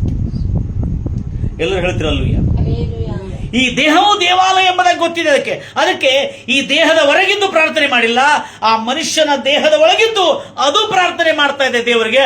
ಆದ್ರೆ ಮನುಷ್ಯನ ಪ್ರಾರ್ಥನೆ ಮಾಡ್ತಾ ಇಲ್ಲ. ಹಲ್ಲೆಲೂಯಾ. ಮನುಷ್ಯನಿಗೆ ಪ್ರಾರ್ಥನೆ ಮಾಡಲ್ಲ. ಬೆಳಿಗ್ಗಿಂದ ಸಂಜೆ ಮಟ್ಟ ಫೋನ್ ಒಳಗೆ ಊರು ಸಾಬರಿ ಮಾತಾಡೋದು, ಮನೆ ತಿರುಗಾಡಿ ಮನೆಯೂ ಸಾಬರಿ ಮಾತಾಡೋದು, ಅವರ ಜೀವನವೇ ಪತ್ರ ಮಾಡಿಕೊಂಡು ಗರ್ಕ ಕಚರ ಕಿಟಕಿ ಸೇ ಬಾರ್ ಮತ್ ಬೇಕು ಮೇರೆ ಟ್ರ್ಯಾಕ್ಟರ್ ಮೇಲೆ ಅಲ್ಲ ಅಂತೇಳಿ ಬಹಳ ಜನ ಊರು ಸಾಬರಿದ ಕಚರ ಎಲ್ಲ ತುಂಬಿಕೊಂಡು ಬಂದು ಅದೇ ಕಚರ ಹೊರಗೆ ಬರ್ತಾ ಇರ್ತದೆ. Praise Lord Jesus. ಆದ್ರೆ ಇಲ್ಲೇ ನಾವು ನೋಡ್ತಾ ಇದ್ದೇವೆ ನನ್ನ ಪ್ರಿಯ ಸಹೋದರರೇ, ಈ ದೇಹವು ದೇವರ ಆಲಯ ಎಂಬುದಾಗಿ ನಿಮಗೆ ಗೊತ್ತಿಲ್ಲವೋ? ಆದರೆ ದೆವ್ವಗಳು ಗೊತ್ತಿದೆ, ಈ ದೇಹದೊಳಗೆ ನಾನು ಪ್ರಾರ್ಥನೆ, ಈ ದೇಹದೊಳಗೆ ಹೊಕ್ಕುಕೊಂಡು ನಾನು ಯೇಸು ಹತ್ರ ಬೇಡ್ಕೊಂಡ್ರೆ ಖಂಡಿತವಾಗಿ ಯೇಸು ಈ ದೇಹದಲ್ಲಿ ಮಾಡುವ ಪ್ರಾರ್ಥನೆ ಕೇಳಲೇಬೇಕಾಗ್ತದೆ. ಯಾಕಂದ್ರೆ ಯೇಸು ಒಂದು ಸಾರಿ ಹೇಳಿರುವ ಮಾತು, ಅದು ನೆರವೇರಿಸಬೇಕು.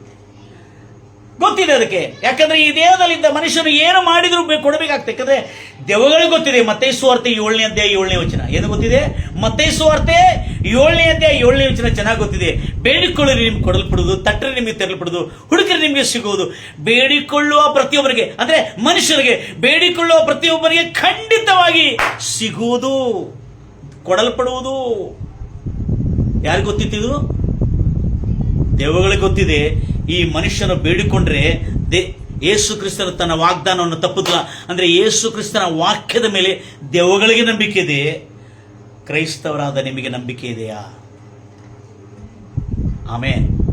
ಅದಕ್ಕಿಂತ ಹೆಚ್ಚಿನ ಸಾಸಿವೆ ಕಾಳಷ್ಟು ನಂಬಿಕೆ ಇದೆ sir. Praise the lord Jesus. ಅದಕ್ಕೆ ಸ್ಪಷ್ಟವಾಗಿ ಗೊತ್ತಿದೆ. ಅದಕ್ಕೆ ಮತ್ತೇಯು ಸುವಾರ್ತೆ 7ನೇ ಅಧ್ಯಾಯ 7ನೇ ವಚನದಿಂದ 10 ವಚನದವರೆಗೆ ನಾವು ಓದ್ತಾ ಇರುವಾಗ ಬಹಳ ಸ್ಪಷ್ಟವಾಗಲಿದೆ. ಬೇಡಿಕೊಳ್ಳುವ ಪ್ರತಿಯೊಬ್ಬನಿಗೆ ಕೊಡಲ್ಪಡುವುದು. ನೆಕ್ಸ್ಟ್, ನಾನು ಇದನ್ನು ಬಹಳ ಬೇಗನೆ ಮುಗಿಸ್ಲಿಕ್ಕೆ ಪ್ರಯತ್ನ ಮಾಡ್ತೇನೆ. ನೆಕ್ಸ್ಟ್, ಆ ದೆವ್ವಗಳು ಬಂದ ಕೂಡಲೇ ನೇರವಾಗಿ ಬರಲಿಲ್ಲ. ಅವು ಹೇಗೆ ಬಂದವು? ಯೇಸುವನ್ನು ಅರ್ಭಟಿಸುತ್ತಾ, ಕೊಂಡಾಡುತ್ತಾ, ಆರಾಧಿಸುತ್ತಾ ಬಂದವು. ಏಸಯ್ಯ, ನೋಡ್ರಿ ಎಷ್ಟು ಚೆನ್ನಾಗಿದೆ. ಏಸಯ್ಯ, ಓ ಒಡೆಯನೇ, ಭೂಪರಗಳನ್ನು ಉಂಟು ಮಾಡಿರ್ತಕ್ಕಂಥ ಆ ಮಹೋನ್ನತನಾದ ದೇವಕುಮಾರನೇ, ಓ ನಮ್ಮ ಗೊಡವೆ ನಿನಗೆ ಯಾಕೆ? ಅಂದ್ರೆ ಮಹೋನ್ನತನಾದ ದೇವಕುಮಾರನೇ ಎಂಬುದಾಗಿ ಆರಾಧಿಸಿ ಅಡ್ಡ ಬಿದ್ದವಂತೆವು. ಅಡ್ಡ ಬಿದ್ದು ಆರಾಧನೆ ಮಾಡಿದ. ಅಂದ್ರೆ ಅವುಗಳಿಗೆ ಗೊತ್ತಿದೆ. ಯೋಹಾನ ಸುವಾರ್ತೆ 9ನೇ ಅಧ್ಯಾಯ 31ನೇ ವಚನ ಅವ್ರಿಗೆ ಗೊತ್ತಿದೆ. ಯಾರಿಗೆ ಗೊತ್ತಿದೆ? ದೇವಗಳು ಗೊತ್ತಿದೆ. ದೇವರು ಪಾಪಿಗಳ ಪ್ರಾರ್ಥನೆ ಕೇಳುವುದಿಲ್ಲ. ಆತನನ್ನು ಆರಾಧಿಸಿ ಆತನ ಚಿತ್ತಾನುಸಾರವಾಗಿ ನಡೆಯುವರ ಪ್ರಾರ್ಥನೆಯನ್ನು ದೇವರು ಕೇಳುವನೆಂದು ನಿಮಗೆ ಗೊತ್ತಿಲ್ಲವೋ? ಆದರೆ ದೆವ್ವಗಳು ಗೊತ್ತಿದೆ. ದೆವ್ವಗಳು ಯೇಸುವನ್ನು ಅಡ್ಡ ಬಿದ್ದು ಓ ಏಸಯ್ಯ ಅಂದ್ರೆ ಏಸಯ್ಯ ತನ್ನ ಬಾಯಿಂದ ಹೇಳಿದ್ರೆ, ಈ ನಾಲಿಗೆಯಿಂದ ಏಸಯ್ಯ ಅಂತ ಹೇಳಿದ್ರೆ ಅವುಗಳಿಗೆ ರಕ್ಷಣೆ ಕೊಡಲೇಬೇಕಾಗ್ತದೆ. ಯಾರ್ಯಾರು ಯೇಸುವನ್ನು ತನ್ನ ಬಾಯಿಂದ ಒಡೆಯನೇ ಎಂದು ಏಸಯ್ಯ ಎಂದು ಕೂಗಿದ್ರೆ ಅವರಿಗೆ ರಕ್ಷಣೆ ಖಂಡಿತ. Praise Lord Jesus. ತಾತ್ಕಾಲಿಕವಾಗಿ ಅವರಿಗೆ ನರಕದಿಂದ ಬಿಡುಗಡೆ ಸಿಗ್ತಾ ಆ ಸಮಯಕ್ಕೆ. ಹಲ್ಲೆಲೂಯಾ. ಅದಕ್ಕಾಗಿ ಏಸಯ್ಯ, ಓ ಮಹೋನ್ನತರಾದ ದೇವಕುಮಾರನೇ, ನಮ್ಮ ಗೊಡವೆ ನಿನಗೆ ಯಾಕೆ? ನಮ್ಮ ಪ್ರಾರ್ಥನೆ ಕೇಳು. ನಮ್ಮನ್ನು ಈ ದೇಶವನ್ನು ಬಿಟ್ಟು ಹೋಗುವಂತೆ ಅಪ್ಪನೆ ಕೊಡಬೇಡ, ಅಧೋಲೋಕಕ್ಕೆ ನಮ್ಮನ್ನು ತಳ್ಳಾಕಬೇಡ ಎಂಬುದಾಗಿ ಭಿನ್ನಹ ಮಾಡಿಕೊಂಡು, ಅದು ಗೊತ್ತಿದೆ. ಆರಾಧಿಸಿ ಆತನ ಚಿತ್ತಾನುಸಾರವಾಗಿ ನಾವು ಅಡ್ಡ ಬಿದ್ದರೆ ಆತನ ಮಾತನ್ನು ತಪ್ಪದೆ, ಆತನು ಪಾಪಿಗಳ ಪ್ರಾರ್ಥನೆ ಅಲ್ಲ, ಯೆಹೋವನನ್ನ ಕರ್ತನನ್ನು ಆರಾಧಿಸಿ ಆತನ ಚಿತ್ತಾನುಸಾರವಾಗಿ ನಡೆಯುವ ಪ್ರಾರ್ಥನೆಯನ್ನು ಕೇಳುತ್ತಾನಂಬ ಯೋಹಾನ ಸುವಾರ್ತೆ 9ನೇ ಅಧ್ಯಾಯ 31ನೇ ವಚನ ದೆವ್ವಗಳಿಗೆ ಗೊತ್ತಿದೆ. ಅದರ ಮೇಲೆ ಅದಕ್ಕೆ ನಂಬಿಕೆ ಇದೆ. ನಿಮಗೆ ಯಾಕೆ ಇರಬಾರದು ನನ್ನ ಪ್ರಿಯ ಸಹೋದರಿ ಸಹೋದರಿ? ನೆಕ್ಸ್ಟ್, ಇವತ್ತು ಸಮಸ್ತ ದೆವ್ವಗಳ ಪ್ರಾರ್ಥನೆ ಯಾಕೆ ಕೇಳಿದ್ರೆಂಬ ಈ ಕೇಸನ್ನು ಕ್ರ್ಯಾಕ್ ಮಾಡುವಾಗ ಬಹಳ ಇಂಟ್ರೆಸ್ಟಿಂಗ್ ಸಬ್ಜೆಕ್ಟ್ಗಳು ಕಾಣ್ತಾ ಇದೆ. Shalom, shalom. ನೆಕ್ಸ್ಟ್ ನೋಡ್ರಿ, ಎಷ್ಟು ಚೆನ್ನಾಗಿದೆ ನೋಡ್ರಿ ಈ ದೆವ್ವಗಳು ಗೊತ್ತಿರತಕ್ಕಂಥದ್ದು. ಅದಕ್ಕೆ ಈ ದೇಹಕ್ಕೆ ಅಧಿಕಾರ ಇದೆ ಅಂತೇಳಿ ದೆವ್ವಗಳು ಗೊತ್ತಿದೆ. ಆದರೆ ಮನುಷ್ಯನಿಗೆ ಗೊತ್ತಿಲ್ಲ. ಈ ದೇಹದಲ್ಲಿ ಇದ್ದುಕೊಂಡು ದೇವರ ಹತ್ರ ಏನು ಪ್ರಾರ್ಥನೆ ಮಾಡಿದ್ರು ಏನು ಬೇಕಾದ್ರೂ ಕೊಡ್ತಾನೆ. ಶಾಂತಿ, ಸಮಾಧಾನ, ನೆಮ್ಮದಿ, ತೃಪ್ತಿ, ಆರೋಗ್ಯಗಳು, ಕೊನೆಗೆ ನಿತ್ಯ ಜೀವ, ನರಕದಿಂದ ಬಿಡುಗಡೆ, ಬದುಕುತ್ತಿರುವ ಜೀವನದಲ್ಲಿರ್ತದೆ ಎಲ್ಲ ಕಷ್ಟ, ರೋಗ, ಬಾಧೆಗಳಿಂದ ಬಿಡುಗಡೆ ಕೊಡುತ್ತಾನೆ ಅನ್ನತಕ್ಕಂಥ ಸತ್ಯ ಮನುಷ್ಯನಿಗೆ ಗೊತ್ತಿಲ್ಲದ ಸತ್ಯ ಸೈತಾನನಿಗೆ, ದೆವ್ವಗಳಿಗೆ ಗೊತ್ತಿರುವುದು. ನಿಮ್ಗೆ ಯಾಕೆ ಗೊತ್ತಾಗಬಾರದು ನನ್ನ ಕಳಕಳೆಯ ವಿನಂತಿ. Next, praise the Lord Jesus. Hallelujah. ಆಮೇಲೆ ಆ ದೆವ್ವಗಳಿಗೆ ಚೆನ್ನಾಗಿ ಗೊತ್ತಿದೆ ಈ ಮನುಷ್ಯನ ದೇಹದಲ್ಲಿರುವ, ಈ ನಾಲಿಗೆಯಲ್ಲಿರುವ ಅದ್ಭುತವಾದಂಥ ಸಾಮರ್ಥ್ಯ, ಅಧಿಕಾರ ಏನಿದೆ ಎಂಬುದಾಗಿ. ಅದಕ್ಕೆ ಆ ಮನುಷ್ಯನನ್ನು ಬಿಟ್ಟು ಹೊರಗೆ ಹೋಗದೆ ಆ ಮನುಷ್ಯನನ್ನು ಗೆದ್ದುಕೊಂಡು ಆ ಮನುಷ್ಯನ ನಾಲಿಗೆಯನ್ನು ಉಪಯೋಗ ಮಾಡ್ತದೆ. ಏನಂತೇಳಿ, ಅಯ್ಯ ನಮ್ಮನ್ನು ಆ ನರಕದಲ್ಲಿ ದೊಬ್ಬಬೇಡ, ಅಧೋಲೋಕದಲ್ಲಿ ಆ ಪಾತಾಳದಲ್ಲಿ ನಮ್ಮನ್ನು ದೊಬ್ಬಬೇಡ. ಆ ಒಡೆಯನೇ, ಏಸಯ್ಯ ರಕ್ಷಕನೇ. ಏಸಯ್ಯ ಅಂದ್ರೆ ರಕ್ಷಕನೇ, ಯೇಶುವ ಅಂದ್ರೆ ರಕ್ಷಕನೇ, ಮಹೋನ್ನತರ ದೇವರ ಕುಮಾರನೇ, ನಮ್ಮನ್ನು ಆ ನರಕಕ್ಕೆ ದೊಬ್ಬಬೇಡ, ನಮ್ಮನ್ನು ಹಂದಿಗಳಲ್ಲಿ ಹೋಗುವಂತೆ ಅಪ್ಪಣೆ ಕೊಡು. ಅಂದ್ರೆ ಅರ್ಥ ಏನಂದ್ರೆ ದೆವ್ವಗಳಿಗೆ ಚೆನ್ನಾಗಿ ಗೊತ್ತಿದೆ, ಈ ನಾಲಿಗೆಯಲ್ಲಿ ಮನುಷ್ಯನಿಗಿರುವ ಈ ದೇಹ, ಈ ಮಣ್ಣಿನ ದೇಹದಲ್ಲಿರುವ ಈ ನಾಲಿಗೆಗೆ ಜೀವವು ಮರಣವು ಈ ನಾಲಿಗೆ ವಶದಲ್ಲಿದೆ ಎಂಬುದಾಗಿ ದೆವ್ವಗಳು ಗೊತ್ತಿದೆ. ಆದರೆ ಕರ್ತನಾದ ಯೇಸು ಕ್ರಿಸ್ತನ ಸಮ್ಮುಖದಲ್ಲಿ ಬಂದು ಇವುಗಳು ಬೇಡಿಕೊಂಡಿದೆ. ಯಾಕಂದ್ರೆ ದೆವ್ವಗಳಿಗೆ ಗೊತ್ತಿರತಕ್ಕಂತ ಸತ್ಯ ನಿಮಗೆ ಯಾಕೆ ಗೊತ್ತಾಗಬಾರದು? ಜೀವವು ಮರಣವು ಅಂದ್ರೆ ದೆವ್ವಗಳಿಗೆ ಅಧೋಲೋಕ, ನರಕಕ್ಕೆ ಹೋಗಿ ಬೀಳು ಎಂಬುದಾಗಿ ಅಪ್ಪಣೆ ಕೊಟ್ಟಿದ್ದಾನೆ. ಆದರೆ ನರಕಕ್ಕೆ ಹೋಗೋದ್ರೆ ಮರಣ ಅದಕ್ಕೆ ಆದೇಶ ಮಾಡಿದಾನೆ, ತೀರ್ಪು ಮಾಡಿದಾನೆ. ಆ ತೀರ್ಪನ್ನೇ ಮಾರ್ಪಾಟ ಮಾಡಿದ್ದು ಈ ಮನುಷ್ಯನ ಒಳಗಿದ್ದುಕೊಂಡು ಆ ಮನುಷ್ಯನ ನಾಲಿಗೆಯನ್ನು ಉಪಯೋಗ ಮಾಡಿ. ಅದಕ್ಕೆ ಜ್ಞಾನೋಕ್ತಿ 18:21 ಹೇಳಿದರೆ ಜೀವವು ಮರಣವು ನಾಲಿಗೆ ವಶದಲ್ಲಿದೆ. ಇವನ್ ಈ ಲೋಕದಲ್ಲಿ ಯಾರ ವಶದಲ್ಲಿಲ್ಲ, ಈ ಮನುಷ್ಯನ ನಾಲಿಗೆ ವಶದಲ್ಲಿದೆ. ದೇಹದಲ್ಲಿ ಈ ಆತ್ಮ ಈ ದೇಹವನ್ನು ಬಿಟ್ಟು ಮಾತಾಡಿದ್ರೆ ಬರುವುದಿಲ್ಲ, ಅದು ಮನುಷ್ಯನ ನಾಲಿಗೆ ವಶದಲ್ಲಿ. ದೇವರು ತನ್ನ ವಶದಲ್ಲಿ ಕೂಡ ಇಟ್ಟುಕೊಂಡಲಿಲ್ಲ, ತನ್ನ ವಶದಲ್ಲಿ ಕೂಡ ಜೀವವು ಮರಣವು ತನ್ನ ವಶದಲ್ಲಿ ಕೂಡ ಇಟ್ಟುಕೊಳ್ಳದೆ ಮನುಷ್ಯನ ಆ ದೇಹದ ನಾಲಿಗೆಯಲ್ಲಿ ಕೊಟ್ಟಿದ್ದಾನೆ ಅಂತಕ್ಕಂಥ ಸತ್ಯ ಸೈತಾನ ಗೊತ್ತಿದೆ. ಜ್ಞಾನೋಕ್ತಿ 18:21 ಇರ್ತಕ್ಕಂಥ ಸತ್ಯ ಅದು ನಮಗೆ ಯಾಕೆ ಗೊತ್ತಾಗಬಾರದು?